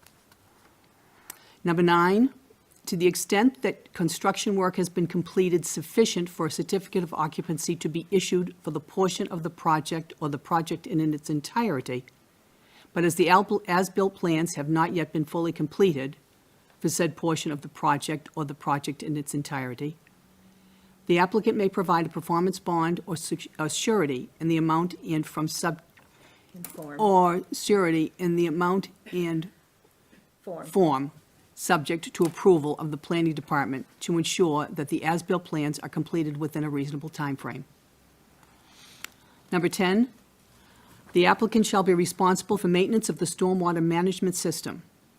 In the event that the applicant, its successors, or agent fails to maintain the stormwater management system in accordance with the operation and maintenance plan, stormwater system inspection and maintenance schedule, as shown on the above referenced plan, the city may conduct such emergency maintenance or repairs, and the applicant shall permit entry onto the property to implement the measures set forth in such guidelines. In the event the city conducts such maintenance or repairs, the applicant shall promptly reimburse the city for all reasonable expenses associated therewith. If the applicant fails to so reimburse the city may place a lien on the property to secure such payment. And number 11, the violations of any condition shall result in revocation of this permit by the planning board unless the violation of such condition is waived by a majority vote of the planning board.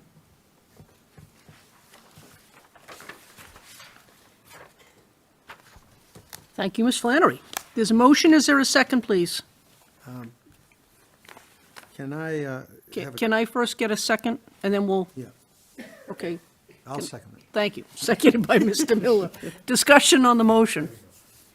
I'm not entirely clear what point 3 means. Thank you. To the extent permissible and approved under Fair Housing and Development, applicant will honor any local preference requested by the City of Beverly residents up to 70%. I'm not really entirely sure what that means. So this is the same language that was used on the permit for Briscoe. So a local preference is determined by DHCD and needs to be compliant with fair housing laws. So you can't make a preference that is discriminatory in any way against a certain population. And so in order to get a local preference of up to 70%, the city will need to submit a letter of request and in addition to the applicant in applying for, in their marketing plan for. And what would the city's criterion be for putting in a request for local, for any particular local person? Well, so it would be, and how we use it right now, well, it's defined, it's very specifically defined. So we can't, it applies currently to any, so we have it in place right now for Anchor Point and for Briscoe. It applies to any resident, employee, or person who has students who are enrolled in the Beverly Public School System. But it also, for us, in order to get this 70% most likely, we will tie it to the MOU that the mayor agreed to with Beverly, with Peabody and Salem. And so for Briscoe and Anchor Point, the local preference actually applies to Beverly, Peabody, and Salem, not just Beverly. So, and as I mentioned before, the board is not requiring this, like requiring a local preference. You can't do that, but you're encouraging the applicant to work with the city to try and secure it. But DHCD ultimately needs to approve it. Okay, so in no regard is the planning board responsible for making any such request or application? Right. Thank you. We have a motion, and it's been seconded. Is there discussion on the motion? Well, I just wanted to comment also on number 3. I think that to the extent that, we as a board or we as a community want to extend affordability of, being able to live here to people who are here right now, whether it's in our elderly or, families that are facing economic hardship or, large families with children that are finding it difficult to make, there's all sorts of different ways that having a local preference and having a developer or property owner, agree to that, work to that independently, being encouraged by us. I mean, I think that that's a positive thing to have in a set of recommendations. And, I don't want to belabor the point, but I think that, I've raised before the suggestion or just the question about what levels of affordable under the Inclusionary Housing Act, whether the rates would be based on different census tracts, the census tracts that a project sits in. That would be the levels that are being charged. I think that the inclusionary housing is a formula to follow, but I think that any developer could go under and certainly have lower rates or agree to a different set on their own voluntarily. So I'm encouraged by having this language in here, and I'm also encouraged that the applicant, I guess, has indicated interest in moving forward on that. And, so to that extent, and to the worry that I have about the affordability of projects like this and others in the city, I think it's a positive step forward. Wayne? Yes, I just want to comment that this is a really impactful project, and I think that the applicant has taken this, I don't know how else to put it, very seriously. And so have we, I guess. I want to quote a little bit from the comment letter from Main Streets from Jamie Engel, Chair of the Board, and former Executive Director Rachel Bugardi. And part of that letter says that new development projects can be seen as enriching the quality of life for all residents, new and old. That's a nice thought, but it's an impossibly high bar. I don't think this project or any project can enrich the quality of life for all residents, new and old. It's a nice aspiration, but I think that this project does or will succeed in enriching the quality of life overall for the residents of Beverly. It can't enrich everybody's life. It won't make things better for everybody. You can't do that. But I think overall it will improve the quality of city life in our city, in downtown in particular, of course. But I think this is an overall a positive project, notwithstanding the challenges that are kind of built into this or any big project. And therefore, I'll be in favor of this project. You have your finger on the button. I'm assuming you would like to say something. Yes, thank you. I've been thinking a lot about the residents in back of this, I guess, who are behind it, not on the Cabot Street side, but beyond that, the ones who will have this building, the ones who are closest will be the ones most impacted, obviously. It is a wall. It is something that doesn't exist right now, and it's, as Mr. Silva said, it's massive, and it's very large.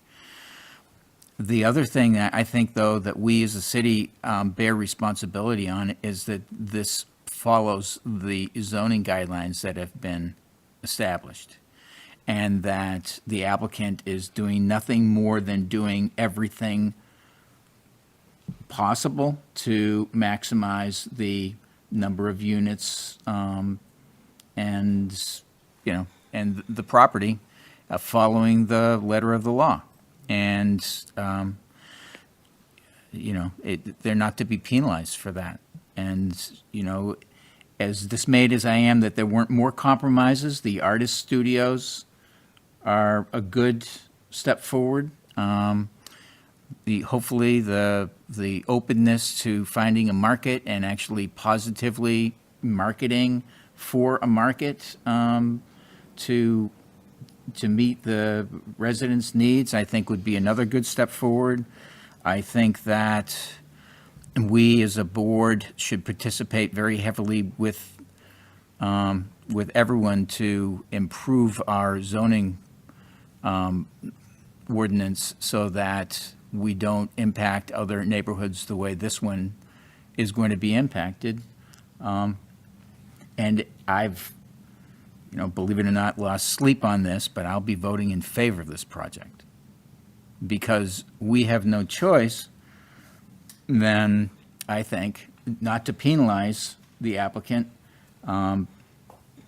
but we should be working as other members of the board have made clear to me in the way they have put this, that this is not the forum or the location or the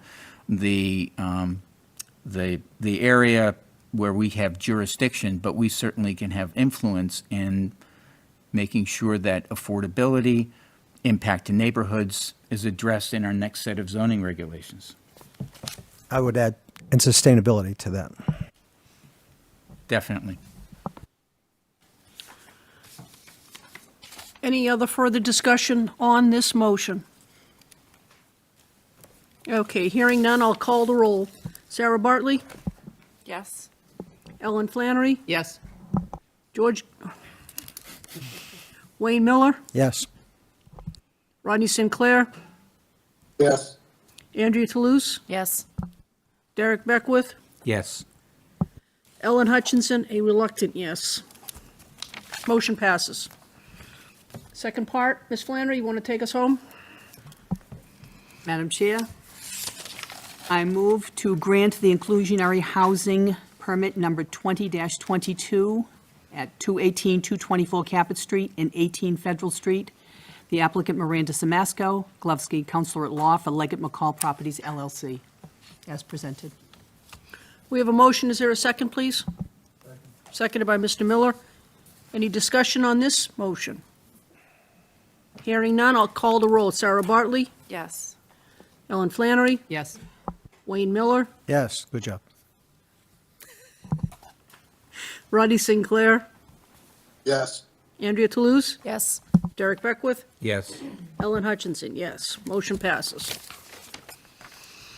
Thank you very much. For making it a better project.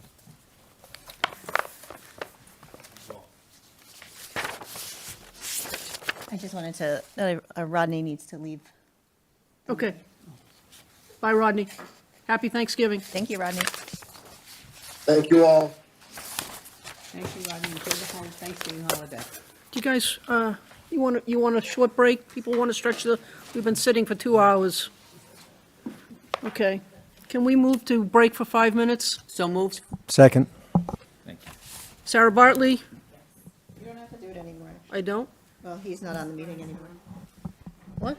He's not on Yes. the meeting anymore, so you don't have to do roll call vote. Oh. All in favor of taking a 5-minute break? All in favor? Opposed? Motion passes. Thank you. I'm so used to. Yeah.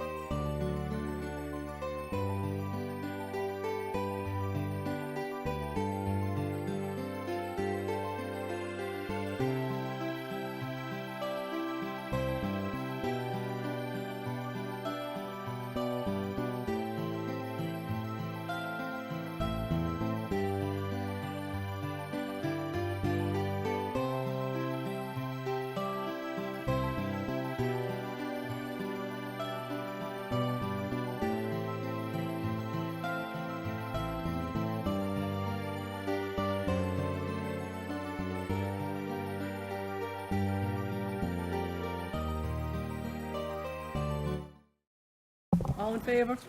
All opposed? Motion passes. We're back. Our next agenda item is number 3 on our list. Microphone, please. Sorry. Our next agenda item is number 3. It is the continued public hearing for site plan review number 156-22 and inclusionary housing number 21-22 for the properties located at 26, 28, 28R Cabot Street, 4 to 6 and 8 Rantoul Street, and a portion of 10 Rantoul Street. The applicant is Southwest Rantoul Gateway LLC. Oh, Good look, evening. Ms. Masco's back.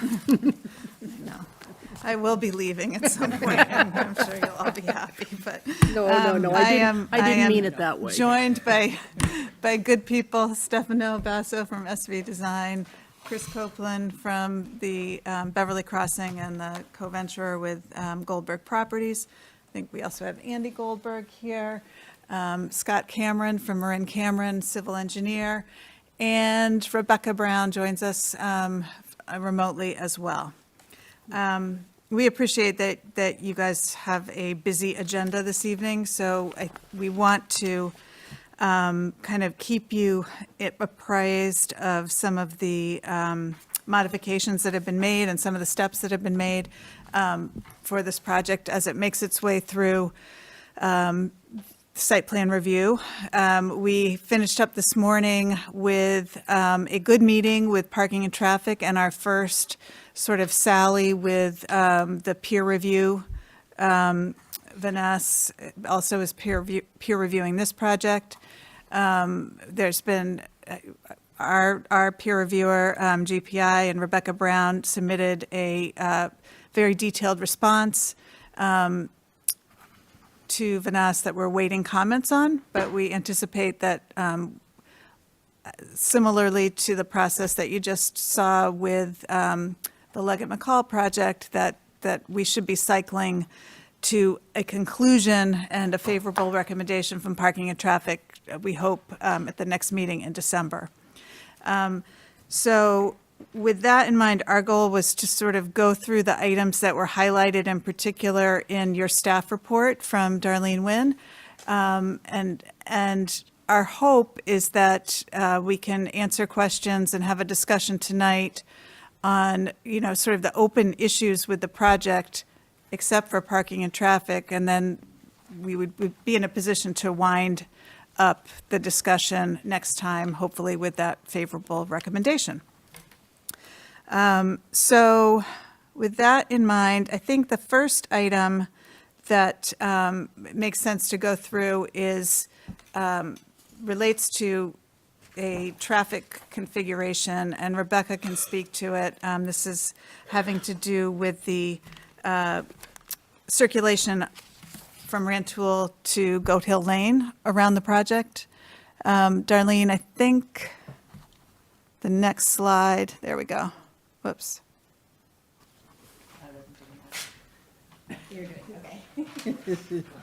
There we go.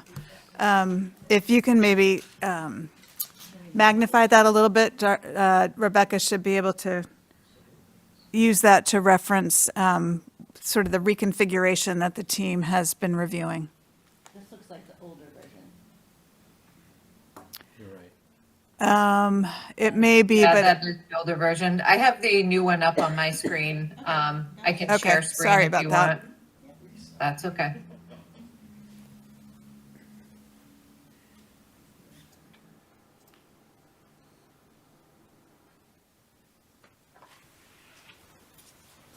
All right, so here's the new version. So you may recall at the last meeting that a comment came up about people were concerned for the left turn into the site driveway from Rantoul Street if you're coming northbound over the bridge from Salem and then taking that left-hand turn across traffic, where that's only one lane there and there's no real opportunity to bypass a vehicle that might be waiting to turn left, that could back up down Route 1A towards the bridge. So what we did mention at that meeting was that there may be a possibility of us converting the Goat Hill Lane access to two-way. in order to allow vehicles to take the left-hand turn down at the signal at Goat Hill Lane and then take a right-hand turn up into the site. So we did take a look at that since the last meeting, and we were able to widen that driveway to be able to provide two-way access up through to the garage entrance so that people could come in, get access into the garage that way.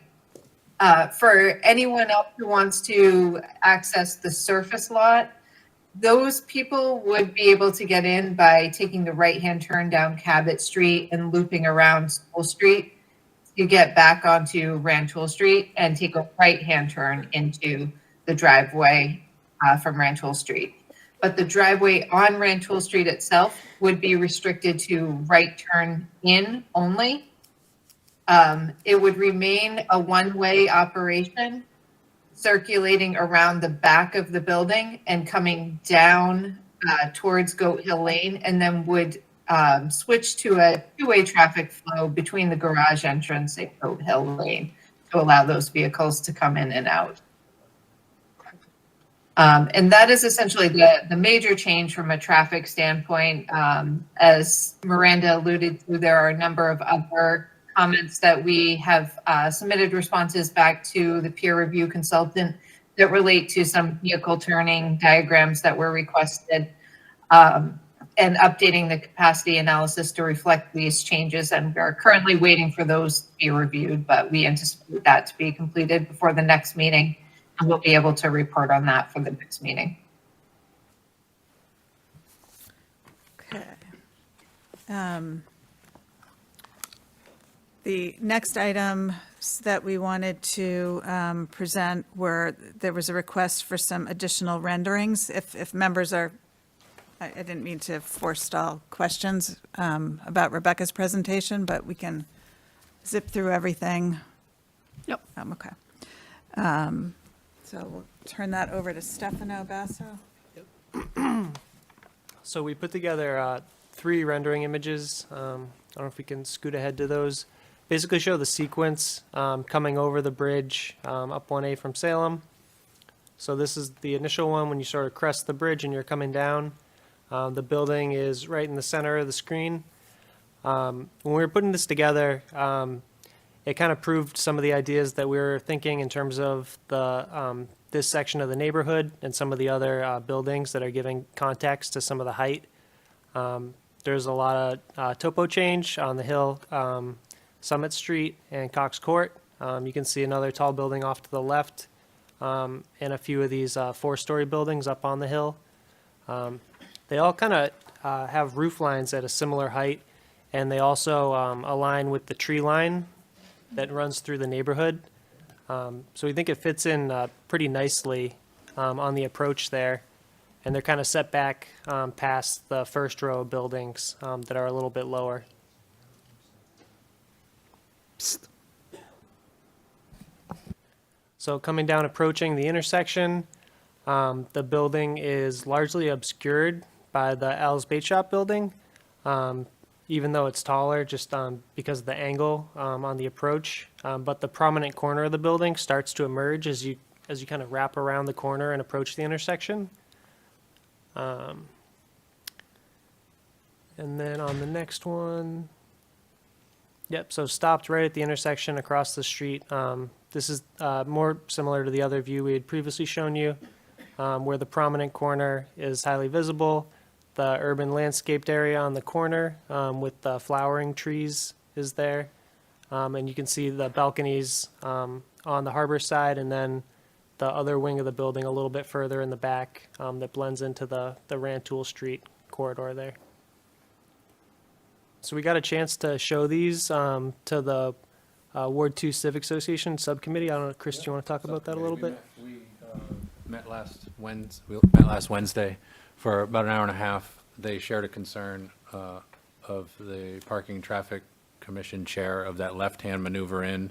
They wanted to see a little bit more on this nose end of the building and the park. They wanted to understand the office space inside, some of the public art aspects. So we re-engaged with them and had a conversation and showed them this two-way drive thing on the driveway, and they seemed pretty pleased with things.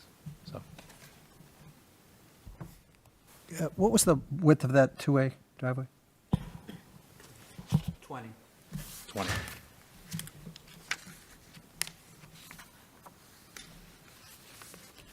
Show these now too. Sure, that would be great. We also are providing some color samples for the siding, just because we know they show up differently on the screen in the printout. So this is the gray slate color, which we've also used on some other projects. The 2 Harvey Street was completed with this color. And Stefano, thanks. talking to the mic. Yeah, so this lighter gray is the body color. So most of the building is clad in a clapboard with this more medium. It's a rich gray, but it's a little bit lighter. So that came out really nicely on the 2 Hardy Street project. And then on that project, we used an accent darker charcoal gray. On this project, we're not using a darker gray. We're bringing in that navy blue tone. So this kind of matches the blue, the navy blue of the awnings on the corner. And then we're also using that for the clapboard on the rear of the building. I don't know, Darlene, if you could pull up if you zoom out to the first bridge rendering, you can see on some of these bump outs here on the back side of the building. We've bumped out the 2nd and 3rd floor to give a little bit of depth and kind of mimics the rhythm of some of the row houses through the neighborhood. So we're using that navy blue siding in a clapboard as an accent on some of those pieces to contrast with the gray. Do you- Good.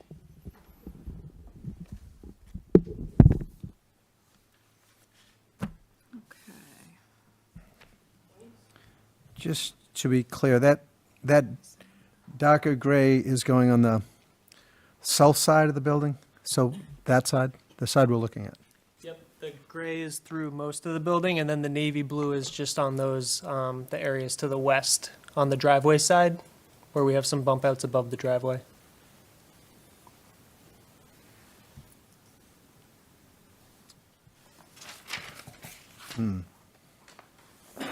Yeah, I'm just thinking about morning light, it's going to look really dark, I think. But I'm not a designer. Yeah, we had a similar exposure on Hardy Street, and it does look different, you know, depending on where the sun is, but it is, when the sun hits it, it lights up pretty good. But it's got a little bit of richness that I think it doesn't feel dark. Thinking more of the darker piece in the morning. Oh, okay. But it's in the shade in the morning, obviously, and that'll look really dark, but maybe it'll look great, I don't know. Yep. Not my jam. Yeah, there's not too much. It's more of an accent.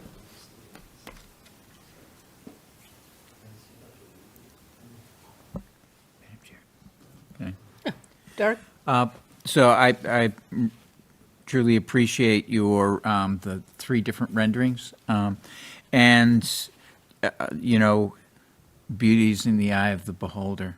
The reason I say that only is because I understand what you're saying about the tree line and also the roof lines. But, I think that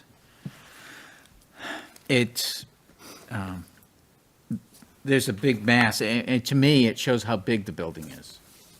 And I know that we have 3-story buildings in the area, but I can see the bait shop building there, and, it's hard to dwarf that. It's a pretty big, boxy building. To me, it does verify that, people are going to be coming into the city and seeing a very large building, less greenery. It's not actually as much of a height difference as I was thinking it could be in terms of being able to provide more greenery or something that, maybe as an artist palette, it has limitations to what can be done, because I know you're doing this, again, within by right capabilities. So, but I do think it's very large, and starkly different from what's there now, obviously. That said, I appreciate you bringing the color samples and doing what can be done to have it blend more with the background. I don't think it blends very much right now, but maybe there are tweaks or different things that you can do to have it be less impactful and, anyway. Wayne, did you have a question? Just a comment. First of all, I love the perspective with both the anchor and Al's Bait Shop in the shop. It's just great. Now, if we could fisheye that out and see the boathouse, I think it would be really interesting. See how that would look. The boathouse is not small off to your right-hand side of that picture. You don't have to do that, but I'd be interested in see how that looks. I think we caught the corner of it. I don't know if it's cropped off on this one, but The boathouse is not there yet. it's just, There you go. just off. Yeah. See the red barn a little bit. It's a good point, because the colors, I think, will play off each other, too. I mean, it's gray, it's got some blues. Of the boathouse. Yeah. Yeah, that's kind of what I was thinking, yeah. Right. Yeah, be interesting to Each see other that. large building, on the other side of the road, there is a larger building that you don't see in this picture, but you certainly do see as you drive up and over. You mean the red buildings? No, the apartments down, that are down, right on the beach. Congress? Sedna? Yeah, those, I will say, well, I appreciate the comment that it is nice that it's in line with sort of your sight line there.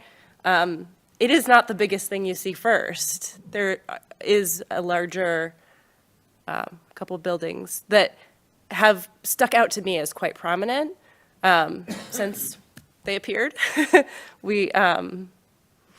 Anyway, so just a comment about, like, yes, it's large. It is not actually the largest thing you see first. Well, I appreciate that, because I'll look at that, and if we have printouts of this, or maybe it's someplace that I can, drive over, look at it, and take that into account too. But that, to me, does sort of reinforce one of the thoughts that as a gateway to Rantoul Street, and hopefully not Cabot Street, it does introduce the fact that we're going to be coming down a whole series of very large buildings. Or a well-framed street. Or I'll let you say that. That's the eye of the beholder thing. Can I ask a question? Sure, go ahead. Maybe this is to Ellen. DRB looks at the building. It doesn't look at the bigger site picture of the whole area, right? No, they'll look at the area, Wayne. Taking in these other buildings and the boathouse and the other thing, and it's all kind of in the purview, I guess, of the DRB. Yes, Someday I should go to a DRB meeting. you're always Would you welcome. invite me? Always welcome. And we've gone through a few iterations tweaking the colors. They requested some more richness. We had a paler body color initially, so we added a little bit of a richer gray. That And was one of their extremely well comments. received when presented.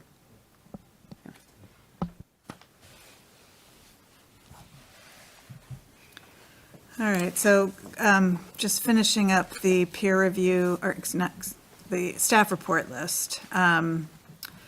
There was a request in the notes for a rendering of the roof, but I think we had a question about that, because you can speak a little bit more to that, Stefano, that, Yeah, I think, as I understood it, was a question about the lower roof in the courtyard area on the podium slab above the parking level. So in the next view, I think you can see, it's a little tough from here, but there is some edge screening on the edge of the roof, some shrubberies, and with the elevation at the intersection there, you are lower, so you can't see it from that side, and it is screened. And even from the Cabot Street side on the other approach, you're down enough that the top of the roof surface is screened, so it's not visible from there.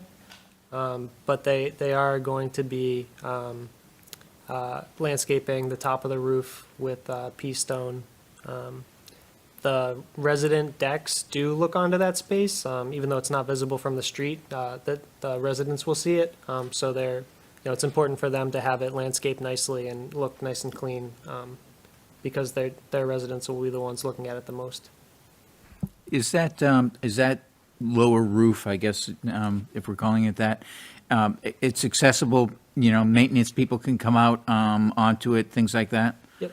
If that's, is there a possibility for potted plants along the edge, potted shrubbery or something like that, that then would present that green, at least somewhat, to people when they're looking up? They won't be able to see the pea gravel, but certainly they'd be able to see, 4 foot high or something like that, greenery. Yep. So the residents are allowed to put potted plants on their balconies, and there's balconies along the back edges of those. They can't put things outside their railing. If we did something, it probably wouldn't be potted plants, I guess. We would have to do a green roof structure so that it would be stable and be able to. Oh, look, you anticipated my next question. We were anticipating that. That's why I say that, because, well, the shrubs that are on the end would have to be in some kind of containment system, but they're not just potted plants, plopped out there. We'd have to figure out so they don't blow over and. So that they'd be part of a designed a more system. designed structure, for example, Yeah. that would, Yeah. be, firmly entrenched in the roof and. In key areas, I think able is to- yeah. the answer. 'Cause Well, like the- I would say that would be something to add greenery. The ones that we're showing there, they're built in to like a built-in Yeah. planter bed. Yeah. Yeah. Yeah. I guess it's on the table or on the roof. Have you looked at a living roof there or a roof that could grow food? These things happen. We can look into that. We don't have easy access to get in now. It has to go through someone's unit over a railing. I mean, we'd I have to see. figure out how to get there. I don't know about the exposure. I don't design these, so I don't know, but we could look into that. But what we've done at Flats 131 is put pea stone there, and I think it looks really good when you look down on it. So we would do some of that and maybe mix in some better greenery with some green roof down there. I'm not sure. Looking good is good, but being good is Functional. better Okay. Okay. from a sustainability Sure. viewpoint. Yeah. Sure. Got it. So more greenery. I'll look forward to that and a report. Okay, so one of the next items that came up was, there was a request from one of the members to consider relocating one of the inclusionary units. And the team did look at that and agreed to Yep. do the relocation. I think that there's a slide. It's probably going to be hard for people to see. The dark red unit that has the gray dot.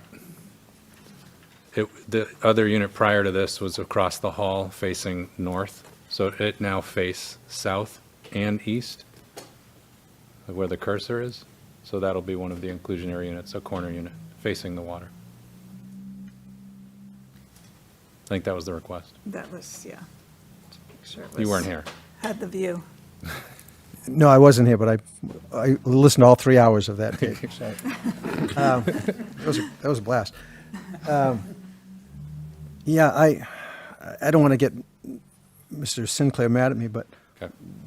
why did you move that? Other than you were asked. We were asked.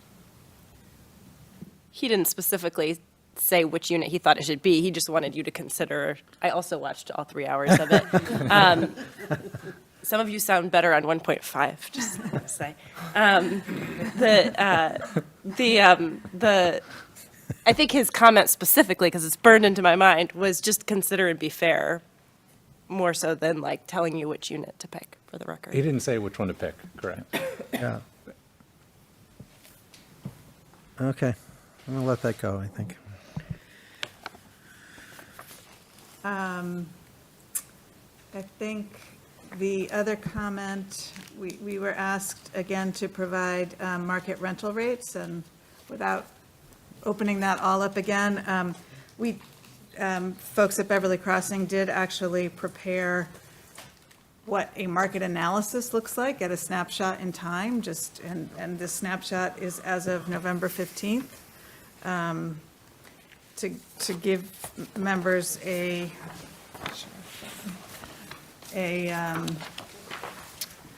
overview of how these different projects of, relatively same age and size and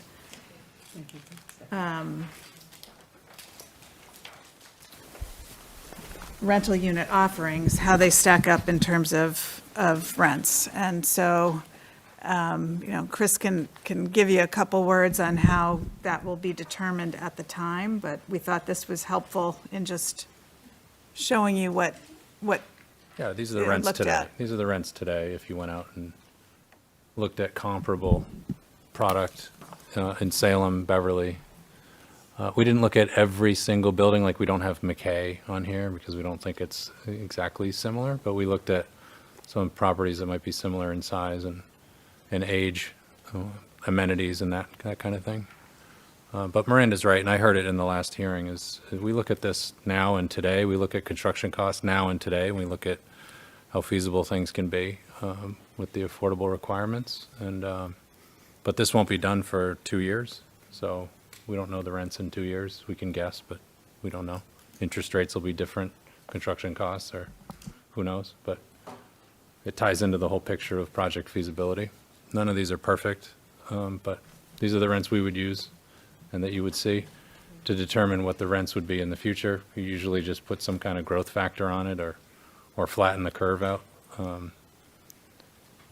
We'll see. It has to do with supply, demand, things like that. So. If I could comment? Oh, please. Surprised that I would comment on this. But, so I want to say that it's not escaped my mind that during Depot 2, when we were talking and I asked the question, that you provided the numbers to me and to the board. And here today, while not all developers do, you've provided numbers for us to look at in relation to the question that I had and that I think others may have. And I just want to applaud you for that. And this is the type of transparency and openness that I think will benefit projects and the board and our deliberation and our education here in Beverly. So I want to thank you very much. And I'll look at this. If I have questions for the next meeting, I'll ask them. But just know in the meantime, I'm very appreciative. Thank you. I think of note is the average occupancy, I think, is pretty high. Coming off of COVID, there's been very high demand. A lot of renewals. We've seen a lot of renewals in our buildings, people wanting to stay as well. So, thank you. Okay, and I think the last item on, in the staff report was a request to consider adding more street trees, and I know everybody has looked at this, and there are some constraints. I don't know what the final answer was on what we were looking at being able to do. Well, the DRB looked at the last plan. I think we have 3 trees out front. We offered to do one more. I think they said maybe look at doing one up top on the north east corner of the building, but there's a traffic signal box. We know along that sidewalk that was just redone, there are no street trees, and I think it's because there's a ton of electrical infrastructure and duct banks in there. So we left the DRB with the feeling that we will try to get those three trees that, as we have shown, in there. We hope we can get them. I think they need to be there, but we can't predict where the infrastructure is in the ground, and we want the tree to survive, so all the trees to survive. So if the board feels strongly, we're happy to look at an additional tree, or we're not here to argue about it, a tree or two, but let us know your thoughts. But this is, I think, where we landed with DRB.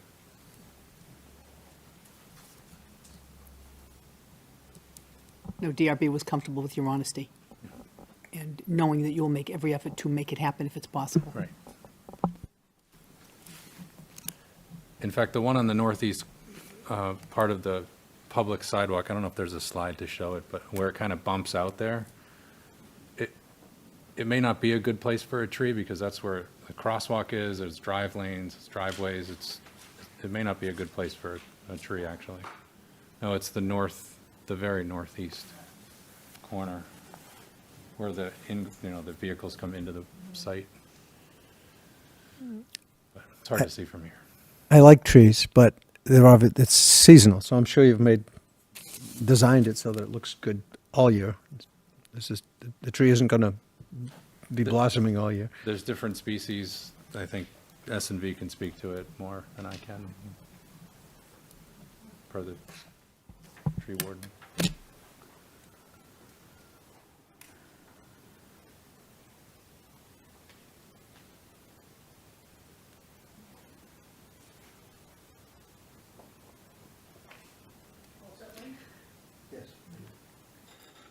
So I think those were the items that we were requested to hit on this return. And as I said, we are hopeful that we can get all the comments out this evening so that next time we're really just focused on parking and traffic for everybody's benefit. Okay, does anybody have non-parking and traffic? Thank you. Do any board members have any non-parking, non-traffic questions or comments for Attorney Samasco and her team? Go ahead, Derek. Do you have any other plans? Thank you for the update on the meeting with the Civic Association. Do you have any other plans for another meeting prior to, because you presented information, you had a discussion about that, but sometimes it takes a while to ingest and digest. That's a great point. One of the great outcomes of that encounter last week was from Mr. Richards in saying, how do we engage and stay updated and stay in the process? And if good ideas can come out of this as things are done and built, such as a hand in what the public art might look like, maybe they can help us figure out what that is. And we're looking at that maybe for Depot 2 with them right now. But that kind of ongoing communication, we didn't land on exactly how that's going to work and take shape, but we said we would agree to stay in touch. So they can invite us to present to Ward 2 Civic larger committee or continue to communicate as a smaller subcommittee group. But that was one of the things that came out. Yeah. Thank you. Is there anybody from the public who wishes to be heard here tonight? We're clearly going to be back in December. I think as you heard Attorney Samasco state, they are awaiting the response from the peer group to the comments that were made, or the responses that were made by the traffic consultant. So that will be a big part of our discussion next time, but I don't want to not allow anybody who can't make the next meeting or wants to be heard tonight on any kind of non-parking, non-traffic concerns. Please step forward. And your name and your address again, Mr. Silva? Hi again. Jason Silva, 6 Crosby Ave. I'm actually not speaking to any concerns I have. I actually think this project is a really good one. I just wanted to let the planning board know. I agree. I think the project is much different than what's there. I think that's a really good thing. I think this is an area that's kind of been screaming for investment for a long time. It's really in a prominent area. As you come down the bridge, it's really the gateway, the entranceway to the city. And I think this project, well, maybe not perfect, I think it does that prominent corner due respect and justice. And I think that it's in keeping with the scale, and the scale and size of the project is in keeping with the area and the neighborhood, much different, I think, than the last project you saw. So I hope you'll support it. I think it's a good project. Thanks. Mr. Silva, can I ask you a question? You just commented that you think it's in line with the size of buildings in the neighborhood. How do you define that area and neighborhood? So that's a really good question. I was actually thinking about that as I was watching the presentation. I kind of see this as I don't know what the address is, but I see it as an extension of Rantoul Street, really. So I kind of view it as the entrance, the gateway to the city, but almost the beginning of Rantoul as you travel down Rantoul. So, Okay, thank you. yeah, thank you. Please come forward.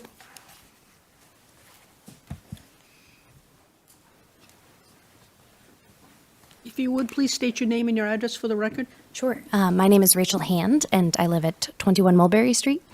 And I wrote my comment mostly because if I go off book, I'll probably talk for the next 20 minutes. So please excuse my reading. No problem. My name is Rachel Hand, and I am the Executive Director of Family Promise North Shore, Boston, based here in Beverly. We are a nonprofit working to fight, prevent, and end homelessness for families on the North Shore. Because of my work through Family Promise, I am intimately familiar with the housing crisis that is affecting all of Massachusetts right now. There is much debate about what the right path to ending homelessness might be, but there is one clear answer. We need more housing. The housing crisis that our state is seeing is nothing more than a supply and demand issue. As the supply either decreases or stays the same, the demand for housing only continues to grow. There are simply not enough rental units for every household that needs one. Because of this, we will only continue to see this crisis get worse unless we build more housing. Many people assume that for a nonprofit like ours, the enemy is any developer building luxury or high-cost units. This is not true. Although any number of affordable housing units may be able to directly and more immediately assist the families we are serving, they will not solve the housing crisis alone. Affordable housing is a solution that would not be necessary if the problem did not exist in the first place. Building any housing, luxury and/or affordable, is going to increase the housing supply and will help remedy this crisis. This project will include both and address the need directly. I'm here tonight advocating for all housing, and as a city that is fortunate to have 4 commuter rail stops, it is our responsibility to build more high-density housing. This project is part of a long-term solution. As supply increases, costs over time will inevitably decrease, and I'm eager for Beverly to be part of lasting change and for the housing crisis in Massachusetts to finally be a thing of the past. Building more housing is the only way forward. So I just wanted to share that in particular for this project, but really the previous project as well. I think any housing is good housing, and I know there's been a lot of talk about the cost of units, and I think sometimes when we focus too much on those details, we lose sight of the ultimate goal here, which is to get more housing in Massachusetts in any way that we can. So, thank you. Thank you. Before you leave, Wayne? could you just give us a 15 seconds on what Family Promise does? I'm not sure everyone is familiar online or off. Sure. So I refer to us as a homeless services agency. We work specifically with families in Essex County who are at risk of homelessness, so people who are facing eviction or are just in need of finding units. We will help provide case management to try and get them into housing. And then we have families that come to us who are actively homeless, sleeping on the streets or in their cars, and we work with them as well. We do have a small shelter.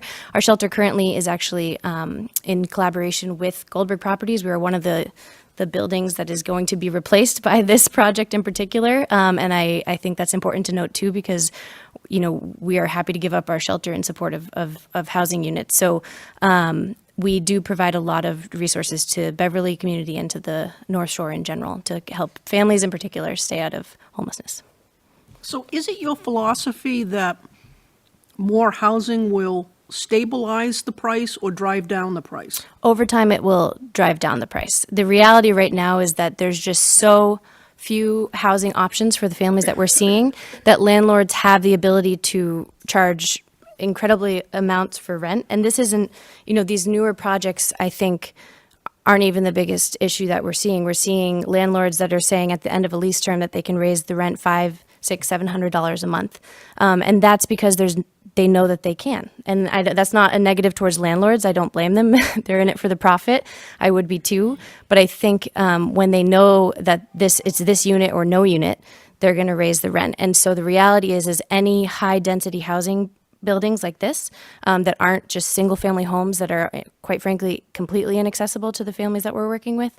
High-density housing, especially along the commuter rail, is the solution to remedying the housing crisis. It's not going to happen immediately, but it will happen over time. I don't mean to put you on the spot. I just was wondering if you have any sense of how much housing would need to be provided in order to drive some of these prices down. A lot, I'm sure, but I think that's because Massachusetts just we are so behind in addressing this need. Over time, we had such restrictive zoning in general as a state that we are so behind in terms of population and demand for units. So quite frankly, it will take a long time. And that's why projects such as this that offer lots of units is what we need to see more of. And I think one thing that frustrates me is when towns in general say things like, this isn't like the character of our town, this type of unit, this is like Boston, we're going to look like Boston with skyscrapers. And my philosophy is, great, if we have more buildings that can house more people in a smaller area of land, that's wonderful, because that's what we need right now in Massachusetts. And I think if it was possible for us to just build a bunch of single family homes all around and that would solve the crisis, then I would support it, but that's not going to be the solution. So it would be a lot of housing. I don't know numbers. I know that in the affordable housing world, a couple years ago, this has definitely increased. There was a lack of housing, I think about for every family that needed a unit, there was a shortage of over 150,000 units. This was a couple years ago, and that's strictly related to affordable housing. So I'm sure beyond that, it's probably a larger number. Thank you. Wayne? You did mention, I think, that in your opinion, your expertise, that high-density, transit-oriented development is the most desirable. That is my preference, yes. Any town that has the benefit of a commuter rail stop should be building larger scale housing complexes, yeah. Thank you. Yeah. Thank you. Thank you for your time. Anyone else from the public here who wishes to be heard? Do we have anybody at home watching us remotely who wishes to be heard? Counselor Rand. Go ahead, Counselor. Thank you. Thank you so much. Estelle Rand, 3 Agate Street. I forgot to mention my address before. Actually, this is my neighborhood. Let's see, I just wanted to talk a little bit about how this building has in its name and also is being referred to as a gateway to sort of Beverly and Rantoul Street and somewhat Cabot Street. I wanted to take the opportunity today to just sort of point out that currently the Goldberg properties already are a gateway to Cabot and Rantoul Street.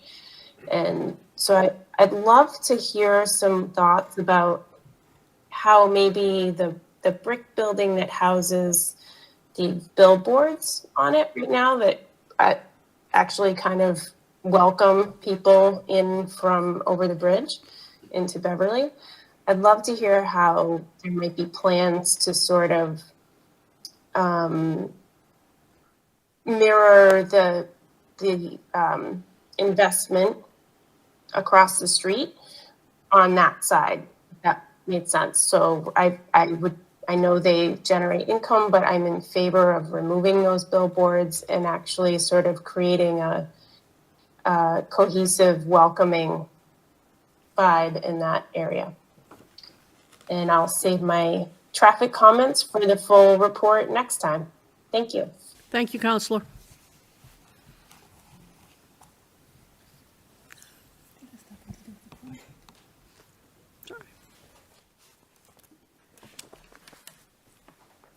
I'm not sure that we,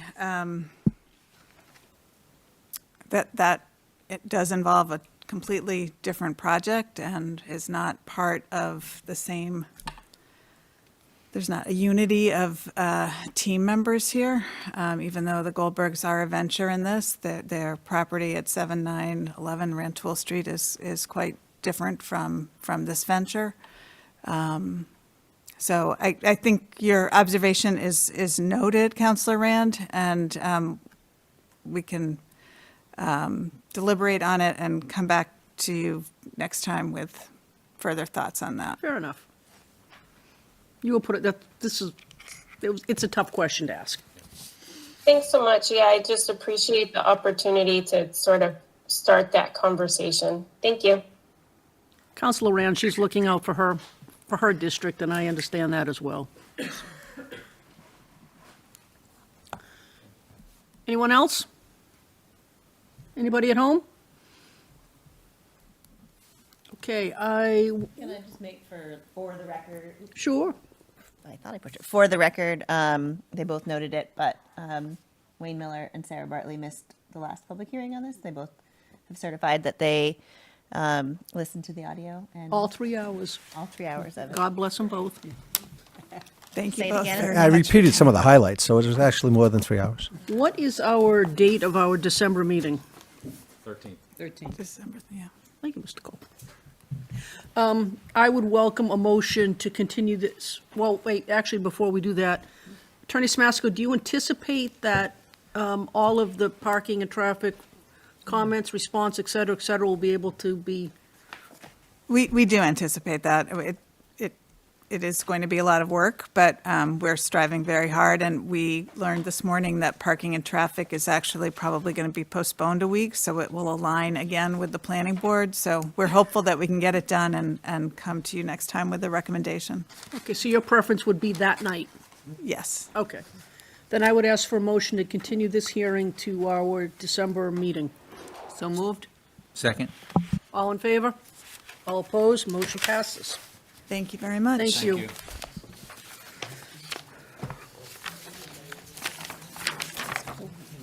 It's freezing. Thank you. I'm glad you said that. Thank you. Thank you, Andrea. Yeah, we're going to petition for heat in this. Okay, let's move on.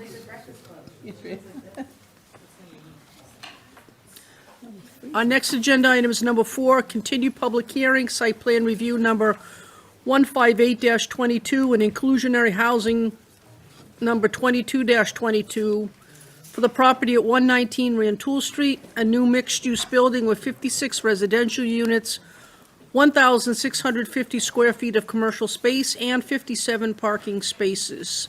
The applicant is Wilso Ventures LLC and Tiny Ventures LLC.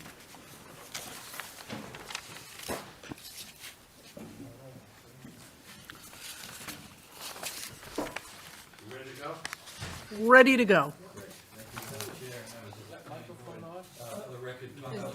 Is your mic on? Counselor.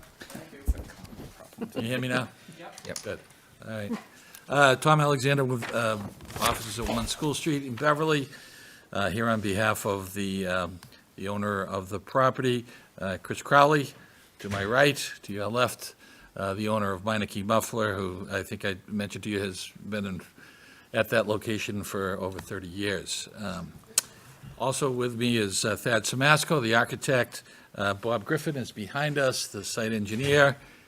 Is Rebecca Brown still with us, the traffic engineer? Yeah. Okay. I there am we still go. on the line. Thank you, yeah. Hanging tough. Still on the line. Yeah, so I'd just like to just briefly tell you where we are at this point. Since the last time we were here, we have received a letter of recommendation from the Parking and Traffic Commission. I think we had a draft at the last one that was in final form. And we also received a Design Review Board recommendation without conditions. We had the opportunity, they had a bunch of suggestions, especially in terms of landscaping, that we were able to largely incorporate into our plans, and so that was, I think, why we ended up getting it done without conditions. As you know, this project has 56 units, 57 parking spaces. It has 7 affordable units at the 80% of AMI. At the last meeting, we had a few items that the board asked us to get back to you on, including inclusionary housing breakdown, rental rates for units, considering treatment for Pleasant Street and further step back of massing, consider a shadow study, and bring in color samples. Several of those Thad will be addressing. I just would like to, addressing in terms of the rental rate for units. I know that this has come up previously for other projects. This will be a fair market value at the time of the, when construction is completed. I would like to just remind you that we have been through, as you well know, a period of sustained appreciation in terms of rents and purchase prices for housing in this area. And so when we're in one of those cycles, it seems like it's forever that that's going to keep going up. But having been around a while for now, it does come down. And oftentimes the bigger the boom, the bigger the bust. So it's hard to get the crystal ball out and say what fair market value is going to be in a few years. It could be less, believe it or not. We have gone through periods where rental rates have dropped, most recently in the 2007 to 2010 timeframe. So that's the best we can do on what the rents will be. In terms of the comment about consider having a step back of massing, I just would like to just remind you that this project could have gone to 6 stories, and we could have found a way to make that happen. We kept it at 5, and that was partially in contemplation of the impact on the neighborhood. So we feel like we've already taken that into account in the design. We didn't look for everything we could have, and so that would be our response to that one. Thad, do you want to take a shot at the other questions? Sure. I think Darlene has our presentation. Yep, and you have a clicker too if you want. I do. Is this clicker works? It Such- does. Such power. Oh, I have to share it. Sorry, I didn't realize I wasn't doing that. Joint participation. While you're doing that, Thad Samasco, SV designed the less intelligent, less pretty Samasco that you've seen tonight. We do, just, yeah, there you go. We do have 56 parking Alrighty. spaces, just wow, Atmosphere. just for the record. The changes that we made based on the DRB comments and were really about how the building hits the street in terms of the landscape, and to some extent evaluating the existing landscape that is around the site and its ability to be maintained, or not. So this slide is just the garage level. To Tom's point, we didn't extend that gray area you see all the way to the front where we could have gotten 6 or 8 parking spaces and had 6 or 8 units on another floor. That was part of our determination that let's keep this to the 5 stories on the building. And on that, there's no changes to this plan other than that front zone, which we have more detail of, and that sort of outdoor terrace that's to the north of the building.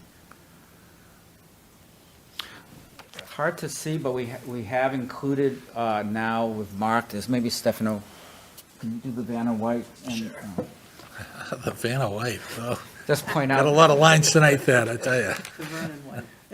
It's late, I'm sorry. The circles on the plans now, and then of course will be submitted, are the inclusionary units as we run up the building, divided by unit size and, or proportion unit size and type. I think there's basically, essentially, about a couple per floor, I think one on the 5th, right?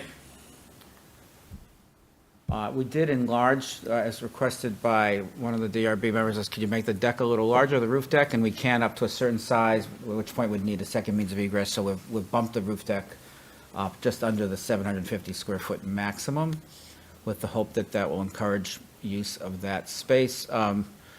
Mr. Miller, last time we talked about being an all-electric building and having solar-ready roof and probably solar panels on that roof where you see the gray shaded areas and a white roof.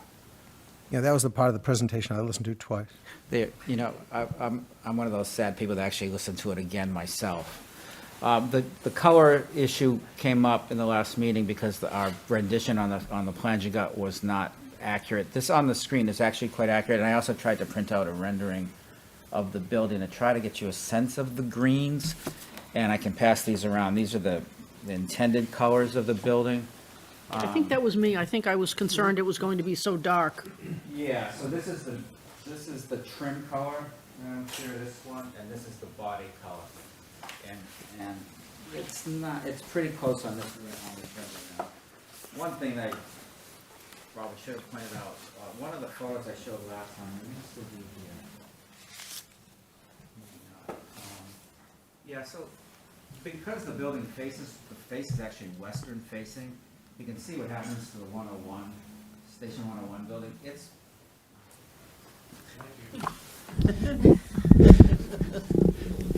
You can walk around it. God with COVID. So you can see that we're facing, in fact, when you walk down at noontime now, you're getting sun straight in your face. But as the sun swings west, the face of this building will be really, as I said last meeting, glowing with light. So sure, in the morning, it'd be a touch darker, but it will open up. And I would say that the backside was shown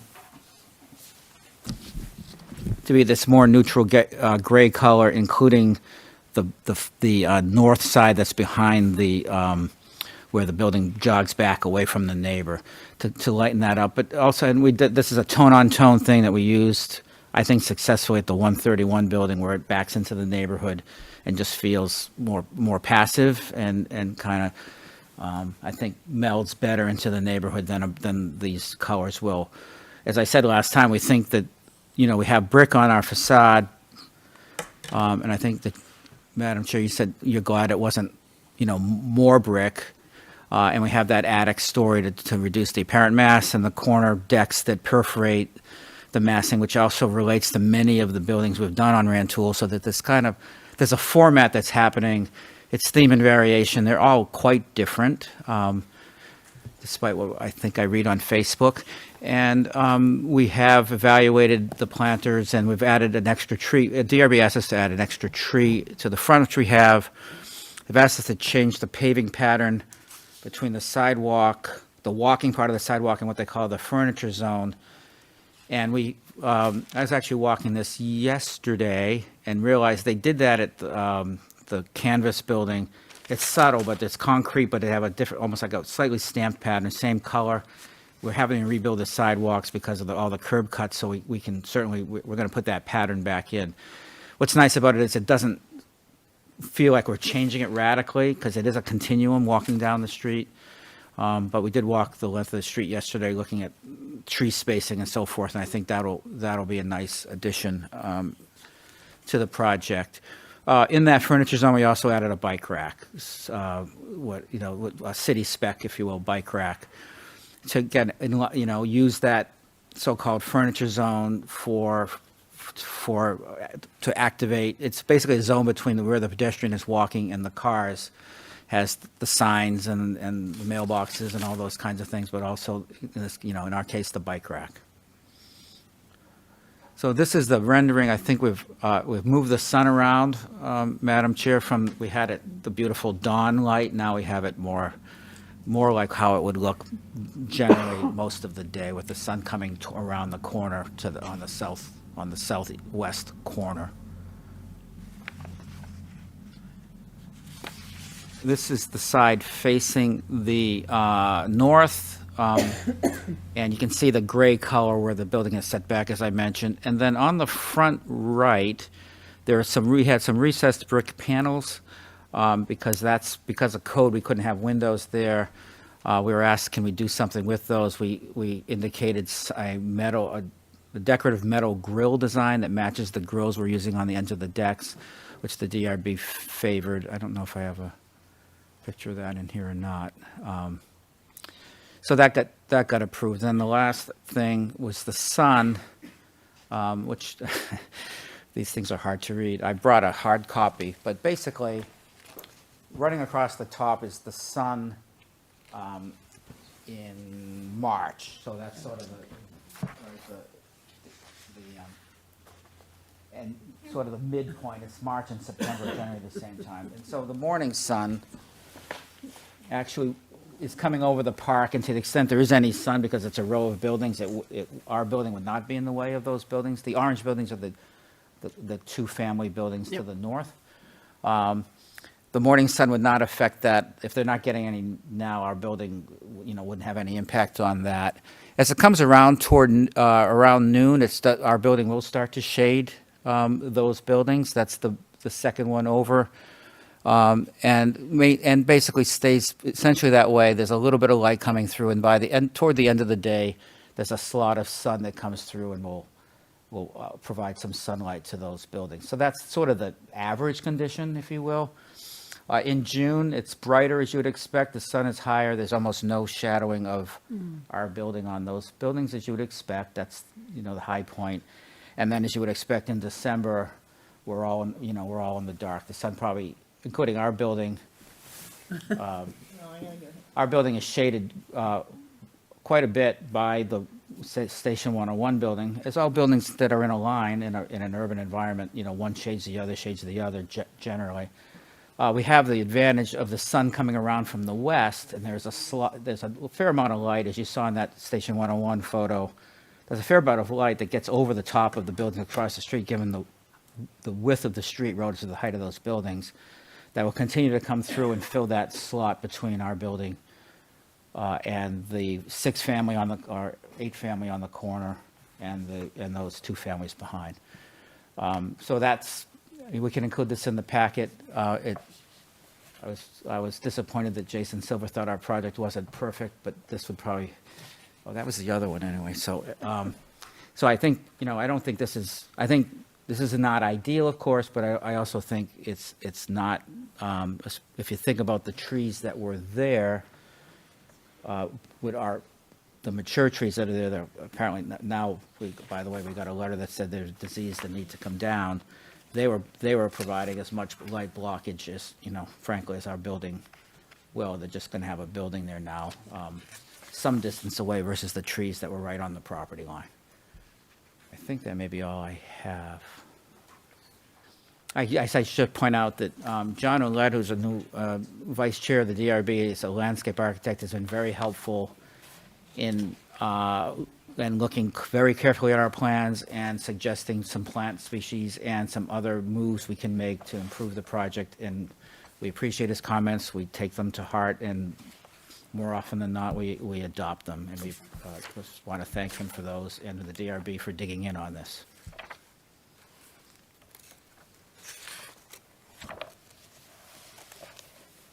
I think the picture, I think that's. So that's a summary of where we're at with the project. I'd just like to point out that there have been a number of recommendations made by the engineering department and the fire department, which we're fine with.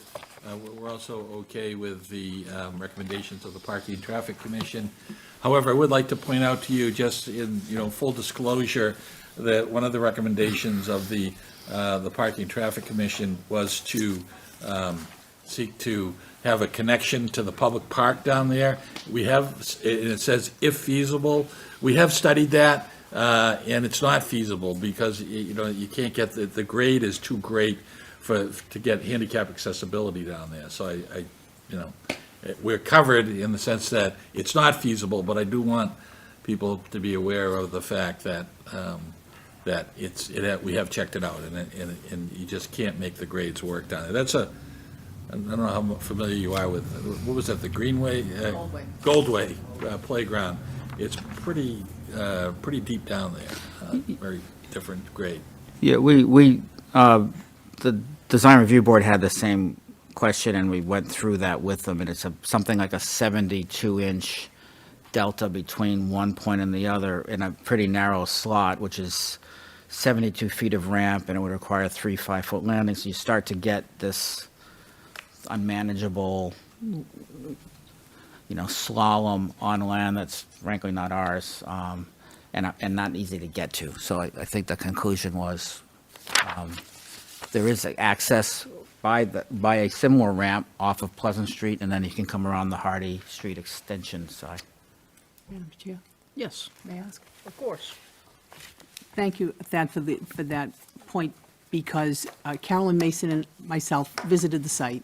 We spoke with Chris at length and saw what you were describing in terms of the access to the playground, which is not possible. But when you spoke, and I see it here as a note on Pleasant Street, and I don't even know if this is possible, I believe the pathway probably belongs to the city. But when we were walking that way down into the playground, Counselor, and then up onto Pleasant Street, the railing was very old and rickety, and the macadam, or the tar, if you will, was old. Is there any way that the applicant could work with the city to improve it? Either the railing or that walk, it's just a thought, because I didn't think anything of it while we were there. And then in reading the notes and the suggestions, knowing that was not possible to access the playground from the back of the building. But just to improve it or work with the city, or if it's even possible, I don't even know. Public versus private, Tom. Just a little bit of concern with, sometimes projects like that, you kind of pull up one thing and then it leads to another thing and it leads to another thing. So I'm a little concerned about, making any sort of an open-ended commitment just because there's no knowing what that could end up being. I understand. Only because I was there did I see the fencing was, the railing, I should say, not the fencing, was a railing that was off. Yeah. And the macadam. Thank you. Thank you.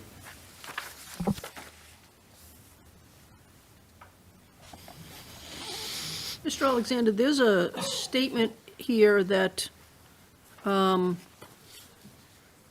applicant is reminded that occupancy will not be granted until a homeowners association is developed. Is that an error? I think that probably would be if it was going to be a condominium, but Right. the plan is at this point for it to be rental. I mean, so maybe that condition should say if a condominium type of ownership, then a homeowners association will be required, but not otherwise. Or we can completely delete it, I mean, because there's there's first of all, it is kind of superfluous, because if it's rental, you don't have a homeowners association. Right. If That's it's what I was wondering. condominium, you have to have a homeowners association. Right. The law requires it. Okay, I thought it was going to stay rental, so I was a little Yeah. taken aback by that. Did one of my friends have a comment? Mr. Miller? Thank you. First, I'd like to point out that access to Goldway is not feasible. It's feasible, it's not economically feasible. It just means it's too expensive. Well, it's also on land that is not owned by the applicant, but yes, it's too expensive, and it's not on land that we own. Fair point. Is there any soil mitigation concern with this area? Did I see your question? I stole a question. As a former gas station, I'm sure. Are you talking there's- about, when you say soil mitigation? Yeah, is there any contamination? 21E? I had extensive testing done when I bought the property. No, I don't want to fix it. Sorry. Oh, I'm sorry. Yeah, I'm wondering about. I had extensive testing done when I purchased the property in, I believe, '03, because obviously I was putting my name on this property. I had to make sure, and there was ground penetrating radar done, as well as testing wells throughout the property, and everything came back within limits. And I kept all the paperwork from that. I still have every stitch of paper from that 2003 survey, and it has helped us moving forward through this process. I had an updated Phase 1 done recently within the past 6 or 9 months. and that's where we ended, just at the Phase 1 right now. But as far as soil being removed from the property, I would highly doubt it. So the phase 1 did not indicate in the executive summary that you needed a phase 2, I take it? I can't speak, don't know enough about that, but in speaking to him, the LSP that did it said, by you maintaining all this paperwork, it saved a boatload of time and money moving forward. Yeah, it would have, I think you probably would remember it because it would have been in your executive summary. There would have been a further action. So there's no there were never any recommendations that you do something like an AUL or anything like that to make the first floor commercial and not have the residential units start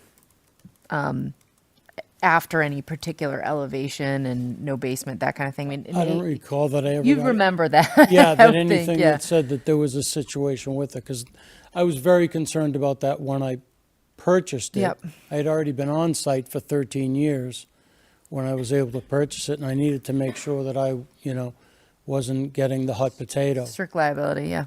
Yeah. Yeah, okay. Yeah, see, that's exactly what I was going to say.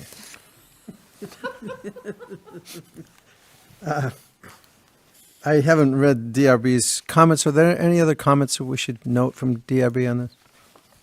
All the comments that were made and discussed at both meetings, Wayne, were adhered to without question, and accepted and acted upon. And those that weren't were ones that we agreed to that didn't have to be addressed in the sense of change. Okay, thanks, Ellen. This building is not as tall as it could be, Right. you stated? Yeah.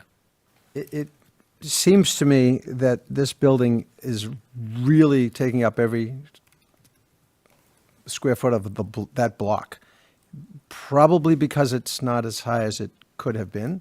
There is no setback, which makes it seem, trying to be polite here, a bit of a block, as opposed to some other designs beautiful designs that I've seen from you that are setback and kind of soften the blow of the impact. That's really not the case here. Yeah, well, these are all my children, so I love them all equally, but I particularly like this I'm one. not calling your baby ugly. I think that's... I think this one, I do think this one fits well. As Darlene will tell you, the activated pedestrian corridor, guidelines say you got to fill up 80% of the lot with building. We have 100-foot frontage, so we have an 80-foot building with a 20-foot driveway, and we have the 25-foot deep commercial space. And I think it's 70% of the building needs to be that, and then the remainder can be the entry lobby. So we're sort of following along. I know this. The rules are there. We're following the rules. I understand not everybody loves the rules, but we're following the rules. And I think that what we note when you walk up and down Rantoul Street, as I said I did yesterday, there's a 4-story line that kind of runs through in all of the buildings, even Depot 2, even Sarah Holmes' building across the street.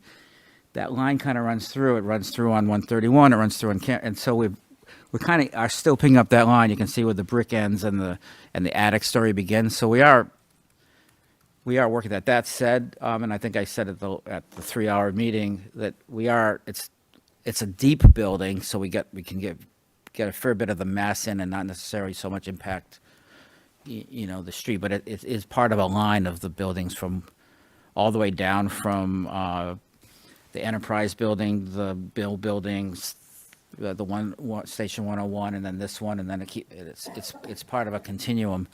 I think it fits in that continuum. Okay. Some of your babies are cuter than your other babies, but we'll let that go. The vegetation that's on the side of the building, I don't think you've mentioned that. Yeah, I think generally speaking, we wanted this building to feel more organic, for lack of a better word, and by that I probably meant a little less formal as you move away from the formality of the post office and the 131 building next door and head toward part of Rantoul where there are some of the mills, and so part of that was that organic. That's why we had some of those wood features shown, and why we expect. And there are, sorry for the long answer. There are trellises incorporated on the sides of those decks, both for privacy and to provide planters for vegetation to grow, and as well as on the roof. We expect to get planters on the roof to soften that top, and there are actual trellises or pergolas on those tops of those decks to give it a more organic kind of feel. That's something I don't recall having seen you do before in the city. Is that a done deal? Are you really going to do that? Yes. And would you consider it a minor modification if those didn't appear on the building? That would be up for the planning board director. That was kind of or a the planning rhetorical director. question. Okay. The electrical, the HVAC systems, have Yeah. they planned those yet? Yeah, we know that it's heat pump technology for heating and cooling.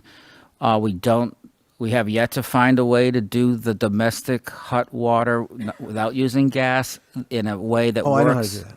In a way that works for this kind of occupancy. I don't know if you've heard that from the Leggett Group. Yeah. 2 projects ago. Yeah.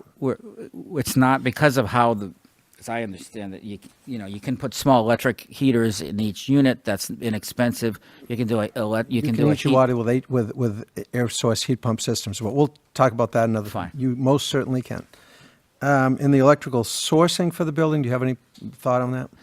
Not yet. I'm not sure where the electricity comes from. Part of what's happening here is until we know, who actually is going to develop this, we can't really exactly promise what they're going to do in terms of the sourcing of the electric. I assume you're referring to wanting to get non-carbon based electrical. Yeah, without straying too terribly far from my lane, I'd point out that all of the affordable housing in this city is now running renewable energy. Yeah. All of the affordable housing in this city. And if they can do it, everybody can do it. They are straight from my lane and now I'm back. Thank you. That's You're all I most got. welcome. Sarah? I was just going to say, it did strike me as looking different than other projects. Thank you, Wayne. And I just want to say I really liked the green and the organic feel. To me, that seems to fit with the character of the city to have a project like that. And I like that it stands out as a little different from the other buildings around it. Thank you. Derek? I would agree. I do agree. Not just would. It's not conditional. So Big time.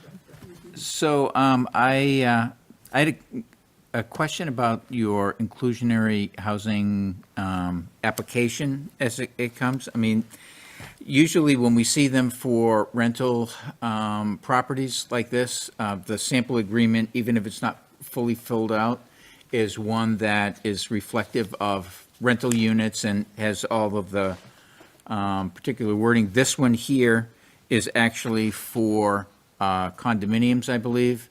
Well, part of it, I mean, we just went with the standard document. I mean, when we actually, when we actually do the final agreement, I don't believe the final agreement is ever exactly as it appears on its first draft that goes before the board. So, but it will be, because we have to have the state get involved in it, and it will be, a rental, we believe at that point, and it'll be in full compliance. Okay, I anticipated that was going to be the answer to the question, but at the same time, before when you were answering the question, you said at this time, in terms of it being rental and not condo and, that sort of thing, and regardless. So I just wanted to ask that question to see if it was a question. Was it, specifically for a purchase as opposed to a rental, as we typically see with these? It will probably be a rental, but it has not been finally determined. Okay. All right. And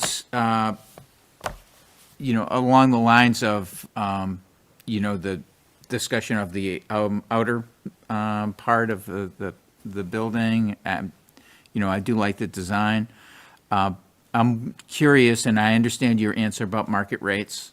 I understand your perspective and your not having, rates to show us, that sort of thing, even though I do anticipate that in order to get financing for this project, there were probably some of those, but I don't want to Well, I can belabor give you a that. copy of what HUD says is the market rates at the moment, but that's going to change, and that's, And I actually have, the sheet that was distributed in terms of existing Yeah. for other. I'm just curious as to, if there's anything, I just don't think that it is that way, but if this is like very high-end luxury, or is this sort of nice apartments in Beverly? You know what I'm, Answer that if you want. I mean, I think it's nice apartments in Beverly. I think it will have the advantage of all the parking being indoors. Not all of the sites like Canvas and 131 have outdoor, some of it is outdoor parking. I think the proximity to the train makes it really desirable. I think actually the solar exposure makes it desirable. The unit sizes are very similar to all of the other buildings around. Buildings maybe a little shy of some of the amenities that you might see, some of the fitness room stuff, which will appeal to some folks who don't want to pay for a fitness center they're not going to use. So I think, but generally speaking, it's in the realm of all that's there around this area, Derek, I'd say. Okay. That's helpful. Yeah. Competitive. Yep. Because obviously my feeling is that if, I'm in the range, but I need to be competitive, it'll be a brand-new building. Thad and I have had many conversations about the look of the building. I think the building's very special. I think it's his most beautiful child. Right, and it's not because it's, mine, but I really think it's a beautiful building, and with the greenery and stuff, and being directly across the street from the train, I really think that it'll be a hit when it's built. Yeah, it's kind of growing on me. Ted. No, and to, the transparency issue to me in terms of what type of building this is going to be, again, doesn't necessarily weigh, it doesn't weigh on what my vote is going to be. It weighs much more on whether or not, we as a city understand what type of buildings are coming up on Rantoul Street or Cabot Street or whatever it is. And part of what I like the public discussion to be. So I appreciate having some of that insight. And in terms of, the amenities and that level, to me, competitive does sound like what it is. So I appreciate that. Thank you. Sure. Anything else from members of the board? Anyone from our audience present who wishes to be heard on this? No? Anyone at home who wishes to be heard on this? Councilor Rand, is that you? It's me. You are hanging tough with us this evening. Go ahead, I am, thank and you. I'm really thankful that I'm wearing my slippers. So thank you for managing the hybrid meetings. I appreciate being able to be here and be comfortable and present. It's been an exciting night for Ward 2 here with you. And this project is no exception to kind of another project where Ward 2 residents can sort of express their fatigue at the amount of development we've seen in our ward. That being said, it is interesting that it fills in an already, it infills kind of an urban landscape. So for that, it's environmentally, better to do that there than to do that somewhere that has a forest, for example.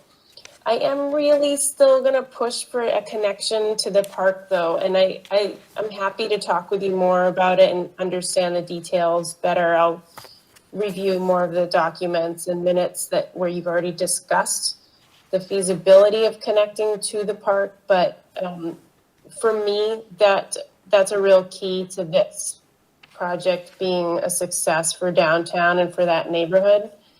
I appreciate that you looked into it and have had discussions. I guess I'll just offer my time to just understand better what it is that you think is possible in terms of connecting Rantoul Street to that green space.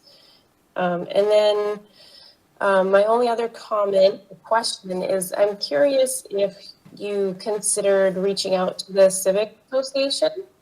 It's obviously not a requirement like the Planning Board, Design Review Board, but it is a really nice first step in or any time to reach out to the Civic Association to sort of just give them an opportunity to have a more intimate conversation with you about the project and get feedback that way. Even though we have public hearings, I just think it's a really nice sign of respect for an association that stands up a lot and participates and really helps our downtown to thrive. Thank you. Thank you, Councilor Wren. Yeah. Yeah, there was a presentation to the Ward 2 Civic Association. Stefano of Thad's office made a presentation to the Ward 2 Civic Association at their, what was that, the October meeting? I think it was October, yeah. Yeah. Just did a really brief presentation. Didn't get, a lot of feedback, but just gave them a heads up that the project was coming, and, they're all been doing a really good job about keeping members notified of when the meeting dates are and everything. So they all got a heads up and got to see some of the plans and ask questions. And I would say, Estelle, that I sent you an email through your address to meet with you to discuss this project, and honestly, I didn't get an answer back. So, and that would have been to say, hey, do you want to have a formal Ward 2 civic meeting? But I wanted you to be at the head of that train as a courtesy. I'm not trying to embarrass you, but at the same time, I want you to know it wasn't, we weren't blind to the fact that it would have been nice to have presented this through you first and then to the Ward 2 civic. Would you be, Can I follow up on that? please? Okay, thank you. Thank you, Dad, for that comment. And I'm sorry that I didn't email you back. And I know I was at that October meeting. I did have, I understand that we had a little peek at some of the plans. I'm not trying to say too late to reach out and have a more formal sit down with them. My understanding was that actually we didn't even call that a presentation at the Civic Association meeting in October. We more just said, hey, we're gonna give you a heads up, this project is coming.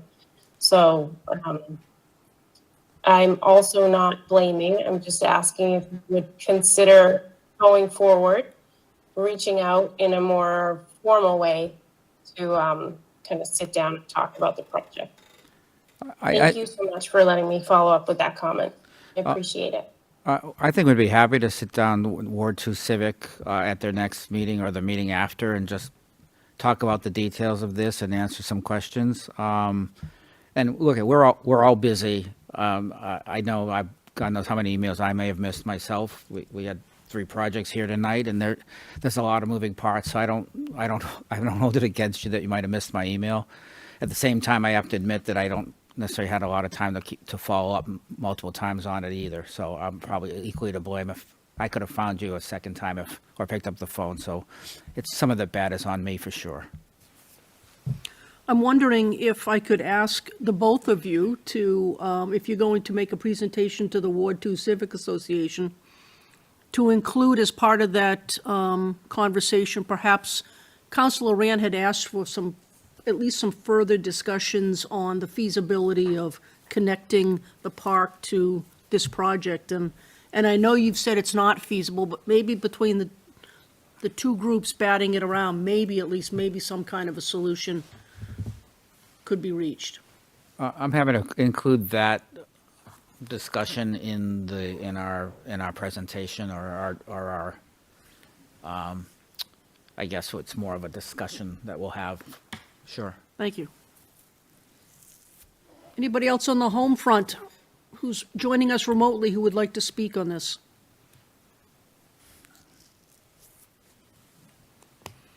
One last chance for board members?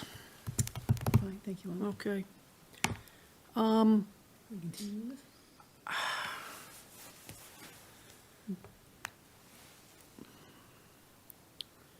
So the question is, do we leave this open so that Councilor Rand and the applicant can talk about the connection to the park, or do we close the public hearing? I mean, I would say that there is that condition about, Feasible, and certainly, from our perspective, we really would like to see the public hearing closed. We certainly Well, of course. would accept a condition that says that we meet with the Ward 2 Civic Association, and we make best efforts to do what we can with the playground situation. And, I think that, that's what we can offer. what exactly, in your opinion, prevents this project from being, not the project, the connection from being feasible? I know you said the property isn't owned by you, which is a It's not problem. owned, frankly, the connection between the city street and the city park is across private land. It's a difficult, Who owns, do we know who owns it? who owns what? The private land? Pleasant Street residents. Okay. Their properties go from Pleasant Street right on down the hill. And many people look at it and think, well, that's city property. It's not. It goes with the homes Okay. on Pleasant. Yeah, and maybe we have a conversation, maybe the conversation is to further pursue, but we don't, without, we can't absolutely commit, but we certainly Right, would I discuss and look into the connection that comes off of Pleasant Street to see if we could be helpful in that way. Also, that's why I suggested it, because when I saw it as a possibility, standing on it, I thought if it's even feasible to be Right. considered. Madam Chair, the issue is that this connection needs to be accessible. And immediately coming, first of all, the way in is going to be down the 20-foot driveway, right? There's not room for a separate walkway to get to the beginning of this ramp to enter the park. Part of that driveway will exceed the maximum slope allowed for a handicap accessible ramp, so I'm not sure how to handle that. Once I get to the base of the driveway, I'm 6.5 feet, I think, 7 feet above the park level. I'm allowed 1 inch of vertical for every foot of ramp, and I have a maximum of 30 feet of ramp. So I'm building, a 24-foot ramp, a 5-foot landing, a 24-foot ramp, a 5-foot landing, a 24-foot ramp, a 5-foot landing, all with the rails and all of that to make it accessible and the amount of land that actually abuts city land, of our property to city land, is a very narrow strip. So we're going, and I end up in the parking lot of the park. So that's why, because we do think it's a benefit to the project to be able to do that, and if we didn't have the need, and I think it's important that we provide accessibility, we could put you could put a stairway in, but we can't. That's not, and I don't think actually it's good human to not to have ability for folks to get down there. Wouldn't be legal anyways. You can't Yeah. provide access to a public park that doesn't provide for handicapped ability to use that access. So those details were part of why, and we had this discussion I just had, we had with the design review board, as they dug in and said, well, why not, let's do this, let's try this, and ended up saying, okay. Okay, so I guess my suggestion would be, and board members, I'm open to opposing opinions, but I think if we make it a condition, as Mr. Smasco said, that, and he and his team would be willing to meet with Councilor Rand, we can place it as a condition as it is anyway with the Parking and Traffic Commission and close the public hearing. I don't think it makes a lot of sense to ask everybody to come back for this matter. I just don't. I agree.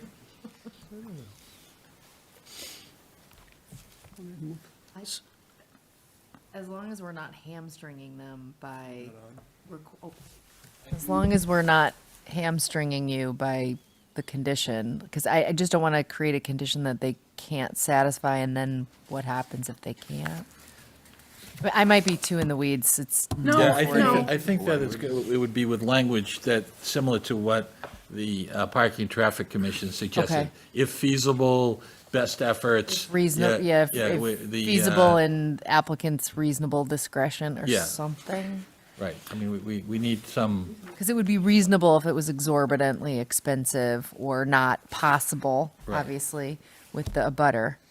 I just I don't want you guys to run into trouble if you have this condition and then you have to come back, so.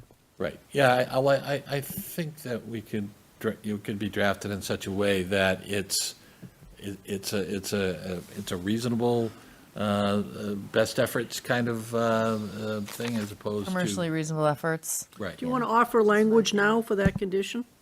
Well, I like commercially reasonable, you know, we agree to discuss with the Ward 2 City Councilor and the Ward 2 Civic Association the possibility of assisting in access to the park in a commercially reasonable and feasible manner.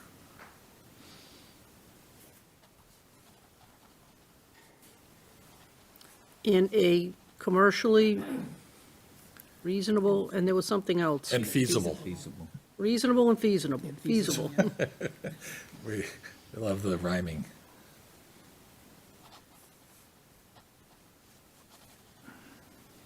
While you're writing, how will the residents get to the park?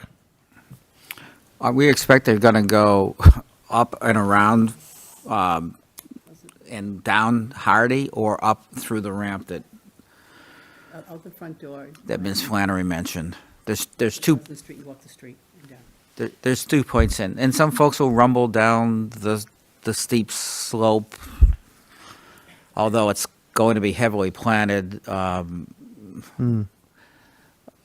because the narrow strip, but next to it is the land that Chris mentioned is owned by the abutter. That feels like it's part of the park, so folks might rumble down there with their dogs. I think most folks will go do an end around. I don't need to interrupt your writing of conditions, but I don't really see it as a condition, but it seems like the park is an amenity for your residents. And maybe there is some kind of mitigation at that park, some improvement at that park that you might think would benefit your residents, and maybe that's what you might want to think about. Yeah, I mean, I wouldn't make that a within condition. the realm of what we Yeah, were I do talking too. with Ellen Flannery, you know, that would be part of the discussion, is possibly assisting the existing ramp off of Pleasant I see. Street that needs some repairs. There is a ramp there, Wayne, with Yeah. a railing that is in need of repair, but that gets them right into the playground. Yeah. I want to I ask, haven't been there since my sister was a counselor, and that's a few years ago. I understand. You remember that, I do. and so do you. Yes, I they wanted do. to ask Counselor Rand if this type of language is sufficient to meet your needs. I appreciate the incorporating the further discussion with myself and the Civic Association in this process. So in that regards, it is proficient. I think, it's getting late, so I feel like I'm starting to have more questions and answers at this point, like the possibility of this being condos, and that very good question of how will these residents get to the park. So I don't know. Definitely further discussion would be appreciated. Okay. I'm confident we can work together.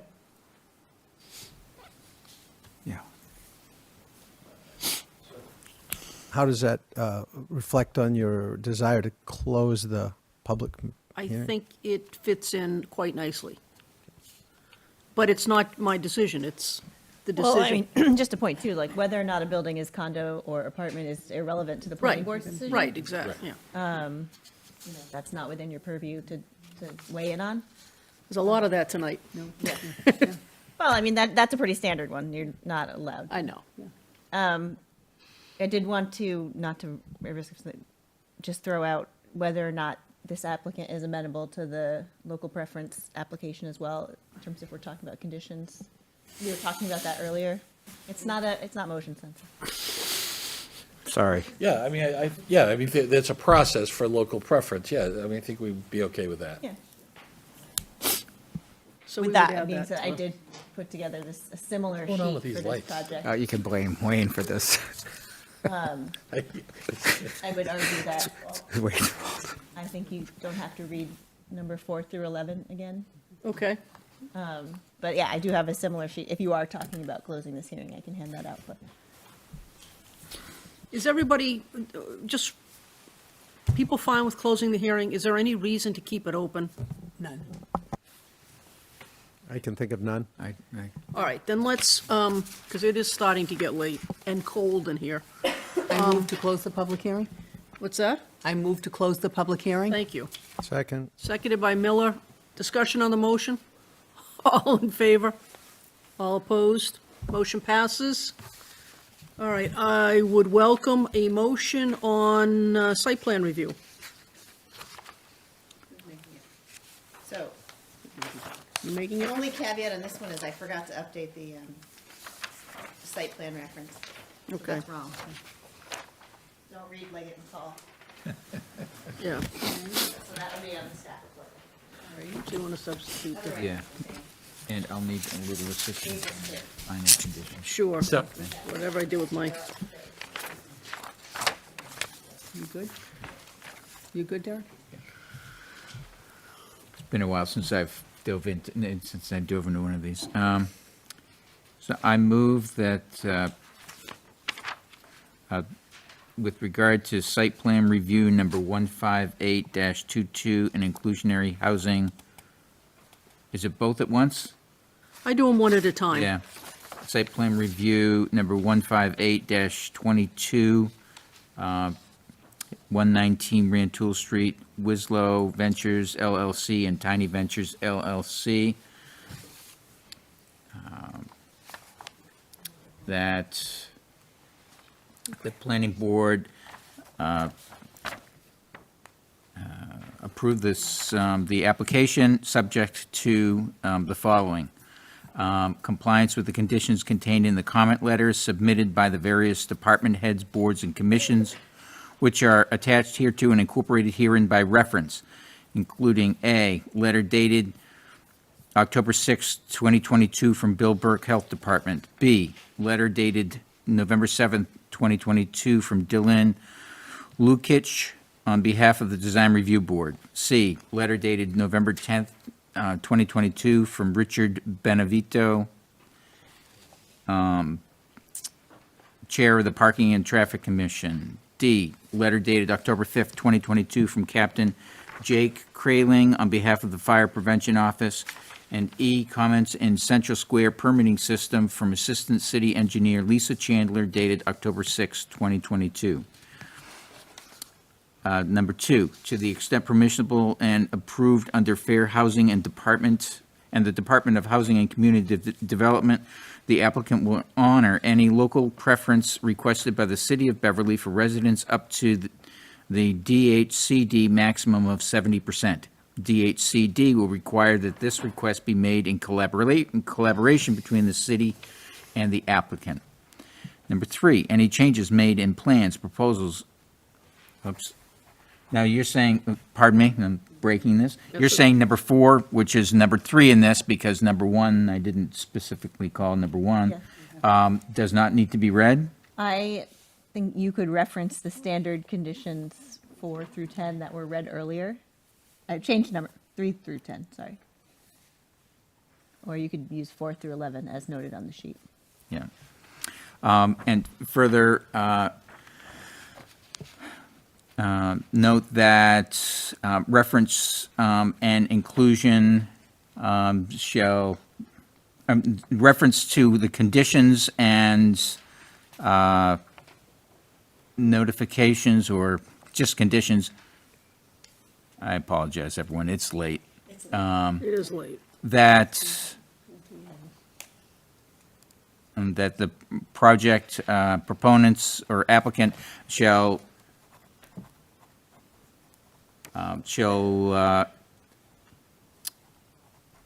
is it the applicant or is it the What's that? project?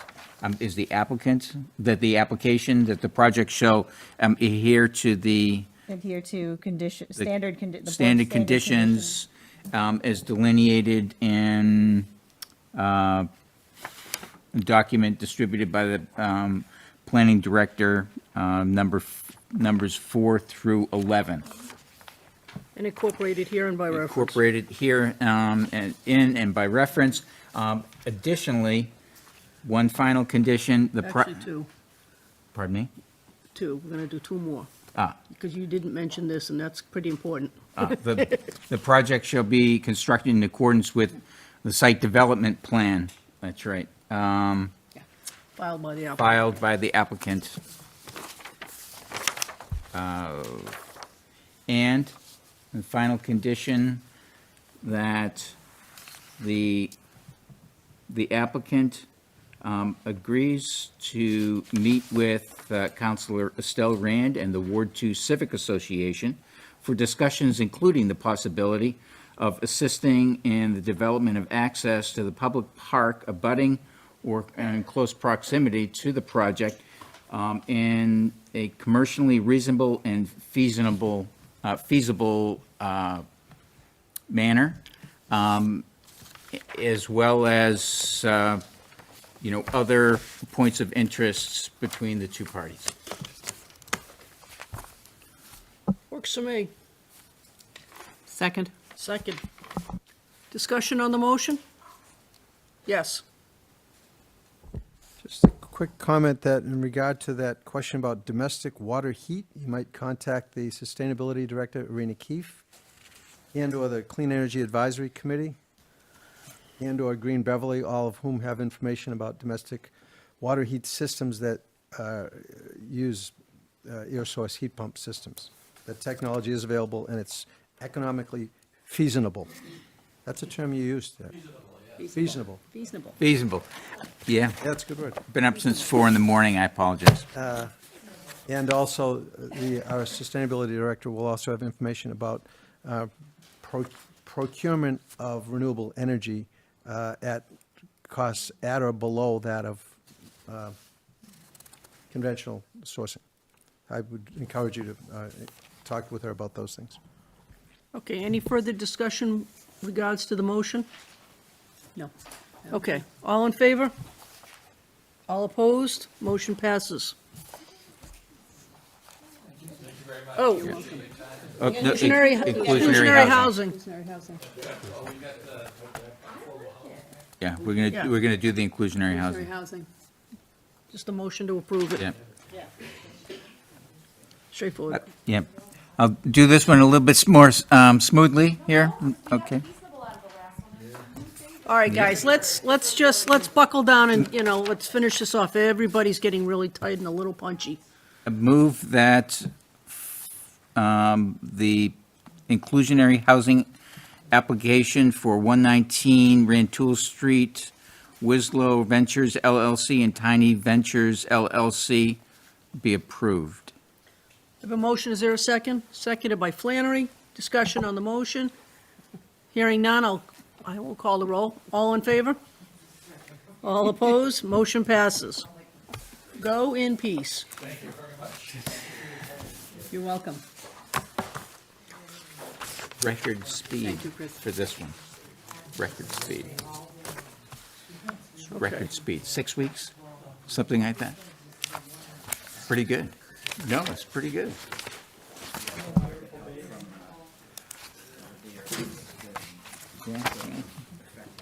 Thank you, Ted. It's very efficient. It's very efficient. Okay, I lost. Right here. Right here. Okay, here we go. Here it is, I got it. Oh, yes. Okay, could I have a motion to reconvene our meeting, please? So moved. Second. All in favor? All opposed? Motion passes. We're back to regularly scheduled programming. Next agenda item is number 5, minor modification request, Hickory Hill Way, OSRD site plan, Lot 5. The applicant is represented by Griffin Engineering Group, LLC. Good evening. Evening. So this is a pretty simple change, but Lot 5 at Hickory Hill Way is the first of the single-family houses as you come up the hill and turn right to go up that driveway that serves the 3 houses. Lot 5, we have shown you on the OSRD plan this blue footprint here. The architect and the builder came back with a gray footprint, which is, the house is in the same location, the driveway's in the same location, the grading around the lot's basically the same, but the house footprint is about 500 square feet bigger than we estimated 3 years ago. As a consequence, we've added another dry well to the plan here. We had one previously, now we're showing 2. We've done all the drainage calculations, we've submitted it, we can show that this is a reduction in runoff from the lot. Otherwise, the plan is the same, and so we've suggested a minor modification endorsement is appropriate. I'd be happy to address any questions. Yes. What is the percentage increase of the Yeah, I would say it's on the order of 20%, plus or minus. Other questions for Mr. Griffin? The additional dry well, so that's just contiguous. It's not on a different side of the house or whatever. It's We just, had one there, now we just have now two. you have 2 in the same location. Yeah. Okay. Other questions?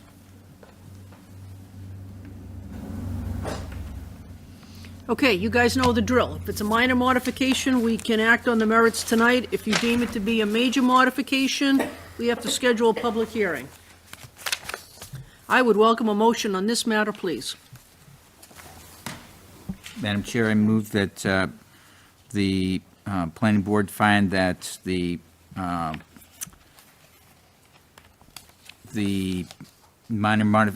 modification requested for Hickory Hill Way, OSRD site plan, Lot 5, be deemed minor in nature. Is there a second for the motion? Seconded by Flannery. Discussion on the motion. Hearing none, all in favor? All opposed? Motion passes, deemed minor in nature. Now we need to approve it or disapprove it. Grant it? We approve it? Approve? Sure. Madam Chair, I move to approve the minor modification request for Hickory Hill Way, OSRD site plan, lot number 5, as presented. Second. All in favor? All opposed? Motion passes. Great, thank you all very much. This makes up for last time. Well, you started the meeting and you ended the meeting. Well, we're not done yet. Oh, okay, well, you're done with me.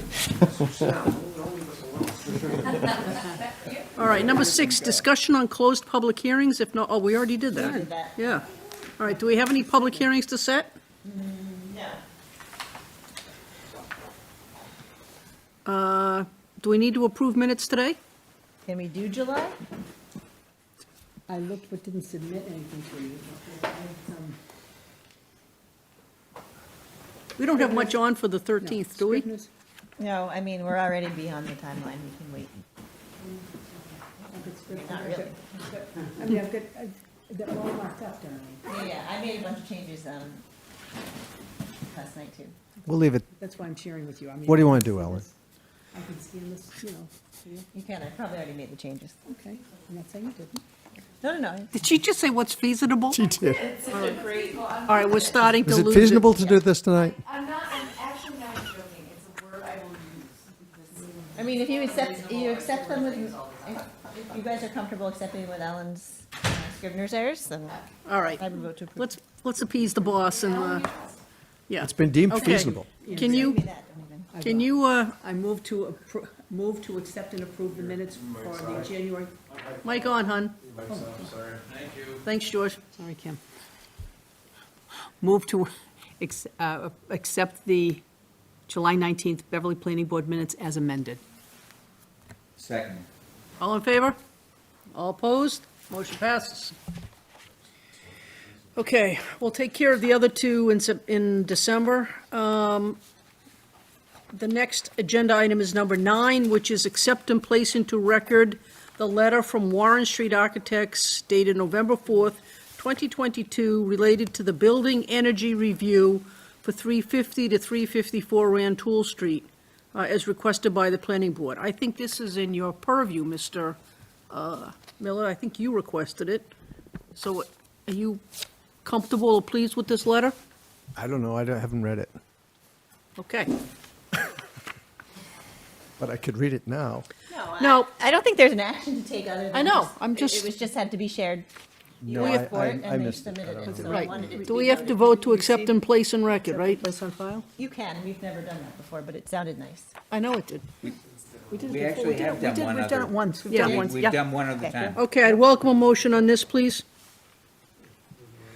Madam Chair, I move that we accept and place into record the letter we received from Warren Street Architects, Inc., dated November 4th, 2022, related to building energy review for 350 to 354 Rantoul Street, as requested by the planning board. Can I get a second? Seconded by Flannery, all in favor? All opposed, motion passes. I think I don't have it on my drive for some reason, that's why I didn't. No. It's not there, right? That's weird. That's it? It's called 350, 354 Rantoul Street. I'll share with you. The next item is, it's just the zoning, the joint public hearing has been scheduled for within the city council meeting on December 5th, Ugh, December 5th, at right? 8:30. at 8:30? Sorry, I had Oh, to add that one too, I didn't have a choice. PM. PM. Yeah. Yes, so that's the joint public hearing on the zoning amendment package that was in your Google Drive. I did add a red line Word document today because for some reason the red lines didn't show up in the PDF. So that's there, so you can see what the red line edits are. so are we going to meet ahead of that joint hearing to discuss this? You could, I mean, you could. We still have November 22nd, right? So that was the other scheduled? thing, November 22nd was the date we were holding. You can, I wanted to see, we don't decide tonight whether you still want to have that meeting to talk about design standards, given this December 5th meeting. Usually, the planning board meets after the joint public hearing, either immediately after, or at their next meeting to talk about and in this case, I would probably rather meet and talk about it on the 13th. Yes. At the regular meeting. But if you feel like you want to have conversation before. I feel like we're going in, this is just my opinion, I feel like I'm going into this joint public hearing not really knowing what what's being, well, I know what you're trying to do, but understanding the why behind it, that sort of thing. Well, I expect there'll be a presentation there. This has nothing to do with the design standards. No, I know it has nothing to do with design standards. But if we hold that meeting, are we limited to talking, can we change the topic from design standards to this? Or do we need to talk about design standards? Well, this needs to be a public hearing if you're going to talk about it. So we would need to advertise it as a public hearing if you're going to have your own public hearing on it.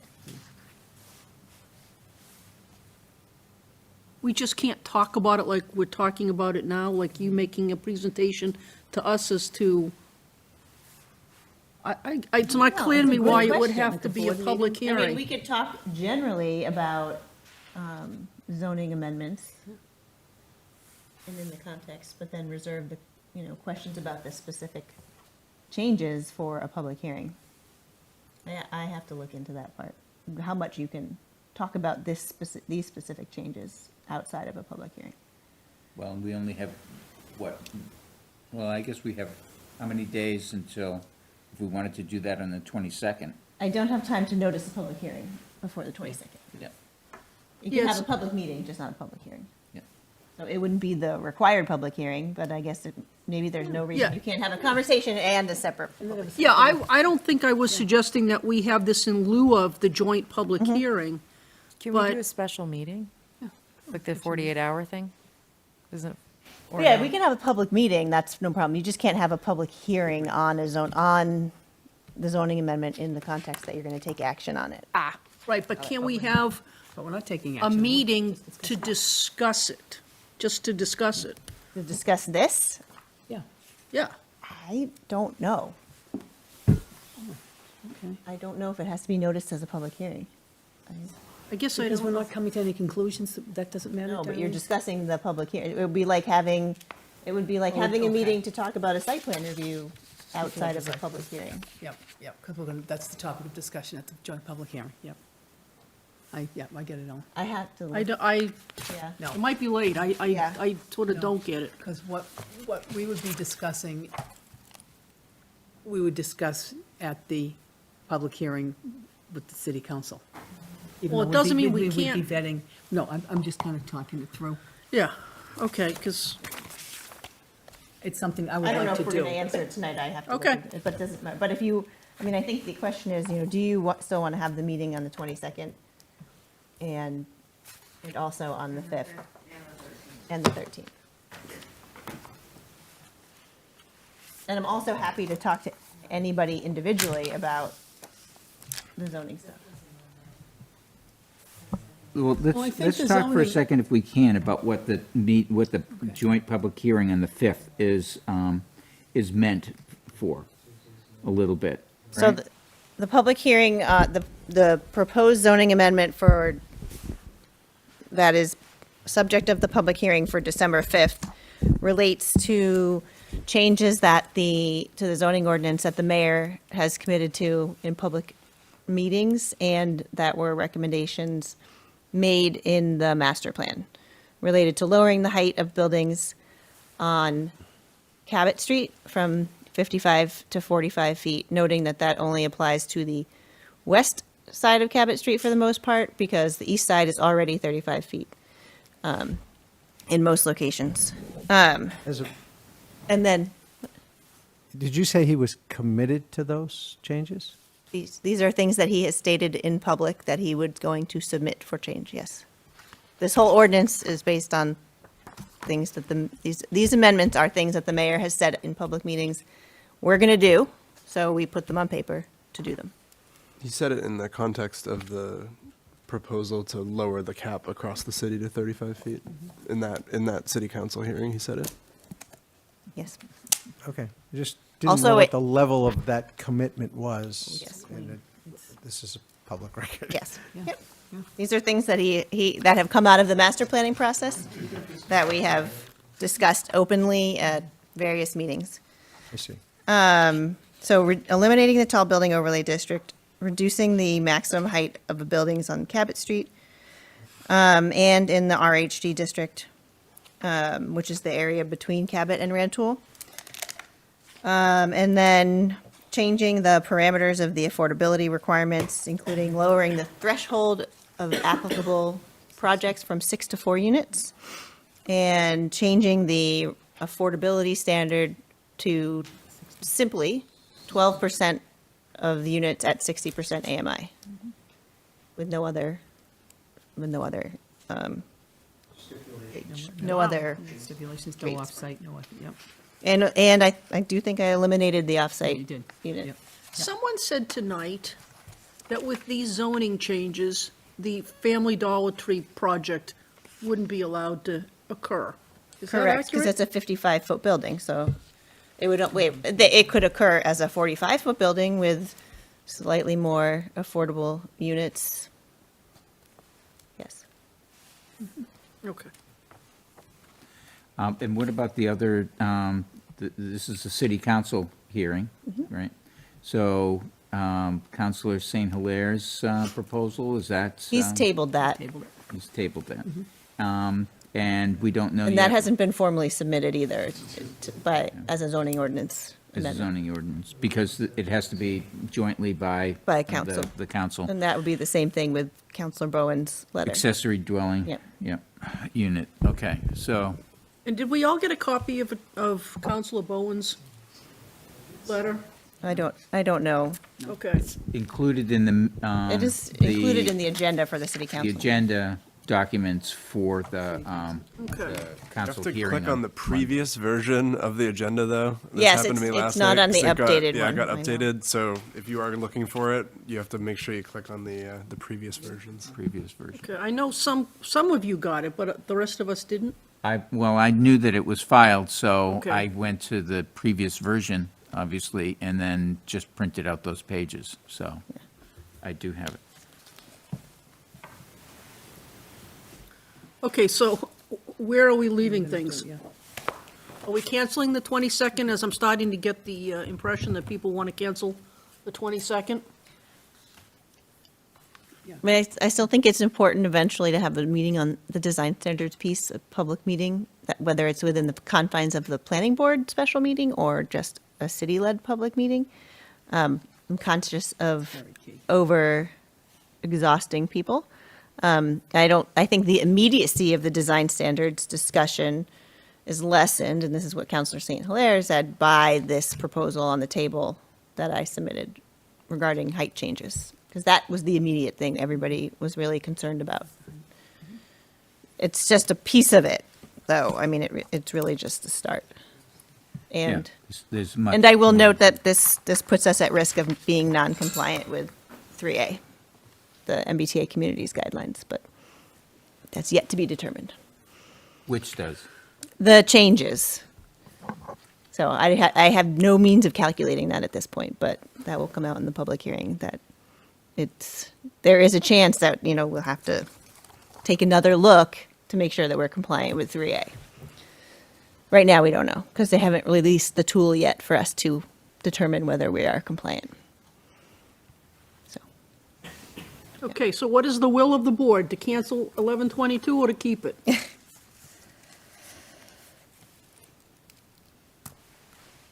I mean, I think talking about these things, I mean, we don't know, how much more are we going to know about the 5th and what the discussion is? Are we going to be taking a vote on the 5th?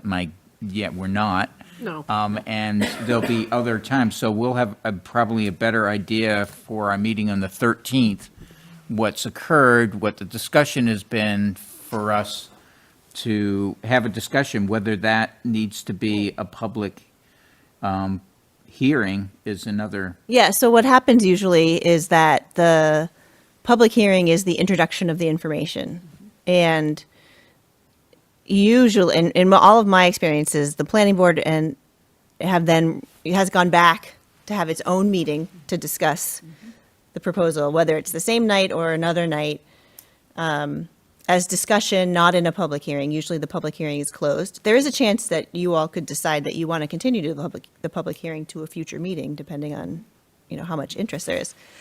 But then on the 13th, if the hearing was closed, you would then be able to have discussion, and you have to make a recommendation to city council, so they can't act without you making that recommendation, and you are not expected to act during immediately during the public hearing. That's somewhat unreasonable, so. Would we have an opportunity to, well, if the public hearing is closed on the 5th, and then we come back and we have a discussion, can we, is that it for public collection of information? Or can we then have another public you hearing could- or a continued public hearing? You could choose not to close the public hearing and continue to your next meeting as an open hearing. It doesn't have to be with city council. Because I think that's what we did last time, Yeah. right? We had the public here, we had the joint meeting. And then we met here last May, and then we recommended, we had a meeting, and then we recommended to the city council. Yeah. To approve the zoning. Yeah, but to change, Derek's and point, then you they can leave voted you can leave your hearing open and continue your hearing independent of city council. And we met, I think, did we meet about I know we met about something else in It was the Chambers. it was a change to the cell signaling, I think. Exactly, Oh, yeah, yeah. but Cell I felt signaling, like yep. we met Yep, after. We might have met that executive night. session that night Yep. for a minute, but I know there was also that issue with there was an appeal or a. Oh, there was a legal suit. into There was a legal That's issue. why we went had into to meet. executive Yeah. session So for we the legal didn't, we issue. may not have met about that, but I Yeah. know we met here. Because it was lively there about that change and the MOU, I think. So we definitely met after. So Yeah. if past is prologue, we could do Yeah, the no, no. same Oh, I know we thing. can, I know we can do that, yeah. So I think I would probably recommend at our meeting on the 5th that we continue ours and then, Yeah, my concern is Is this Monday time- night at 8:30, are people going to come out for a public hearing? which is one of the reasons why I'm interested in continuing the hearing. Yeah. Yeah, we don't have to make a decision. Darlene, is there a time frame on this? In terms of a decision, a recommendation to city council? No, Okay. probably is, but, Oh, that's why I'm asking the question. I mean, you can always extend it if you need more time. Okay, so then why don't we cancel the 22nd? Because I think there's no real desire to do that. With the We could get understatement, together for snacks. with the understanding that at some point we do need to get together to talk about the designs, the design standards. Okay. So we will next meet up on December 5th at 8:30. Everybody take a nap. Please, everybody, do your homework on this. Take a nap before the one meeting. Comment? Yes?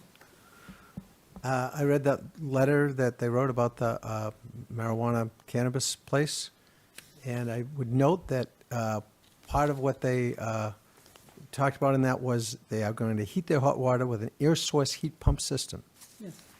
just like I said. Okay. Amen. Good job, Wayne. Good job. Here you go, Wayne. So they do exist. Which Adjourn? Everybody, it's right before Thanksgiving, so I just want to take an opportunity to thank you all for the job you do for the city, for the planning board. Appreciate it very much, and wish you all a happy Thanksgiving. I do not know, we are scheduled to be here on December 13th, but I do know that they have a band concert that night that I'm supposed to be at, that I don't know. So I don't know if we officially, I mean, I think we can still meet there, but it will maybe quite a bit busier. Can we order some heat? Yeah. We could order heat, and you Please? could run back and forth between Eat. that. I'll bring my space heater in. Yes. All right, motion to adjourn? All in favor? So moved. All right. We are in adjournment. Happy Thanksgiving, everybody. Counselor.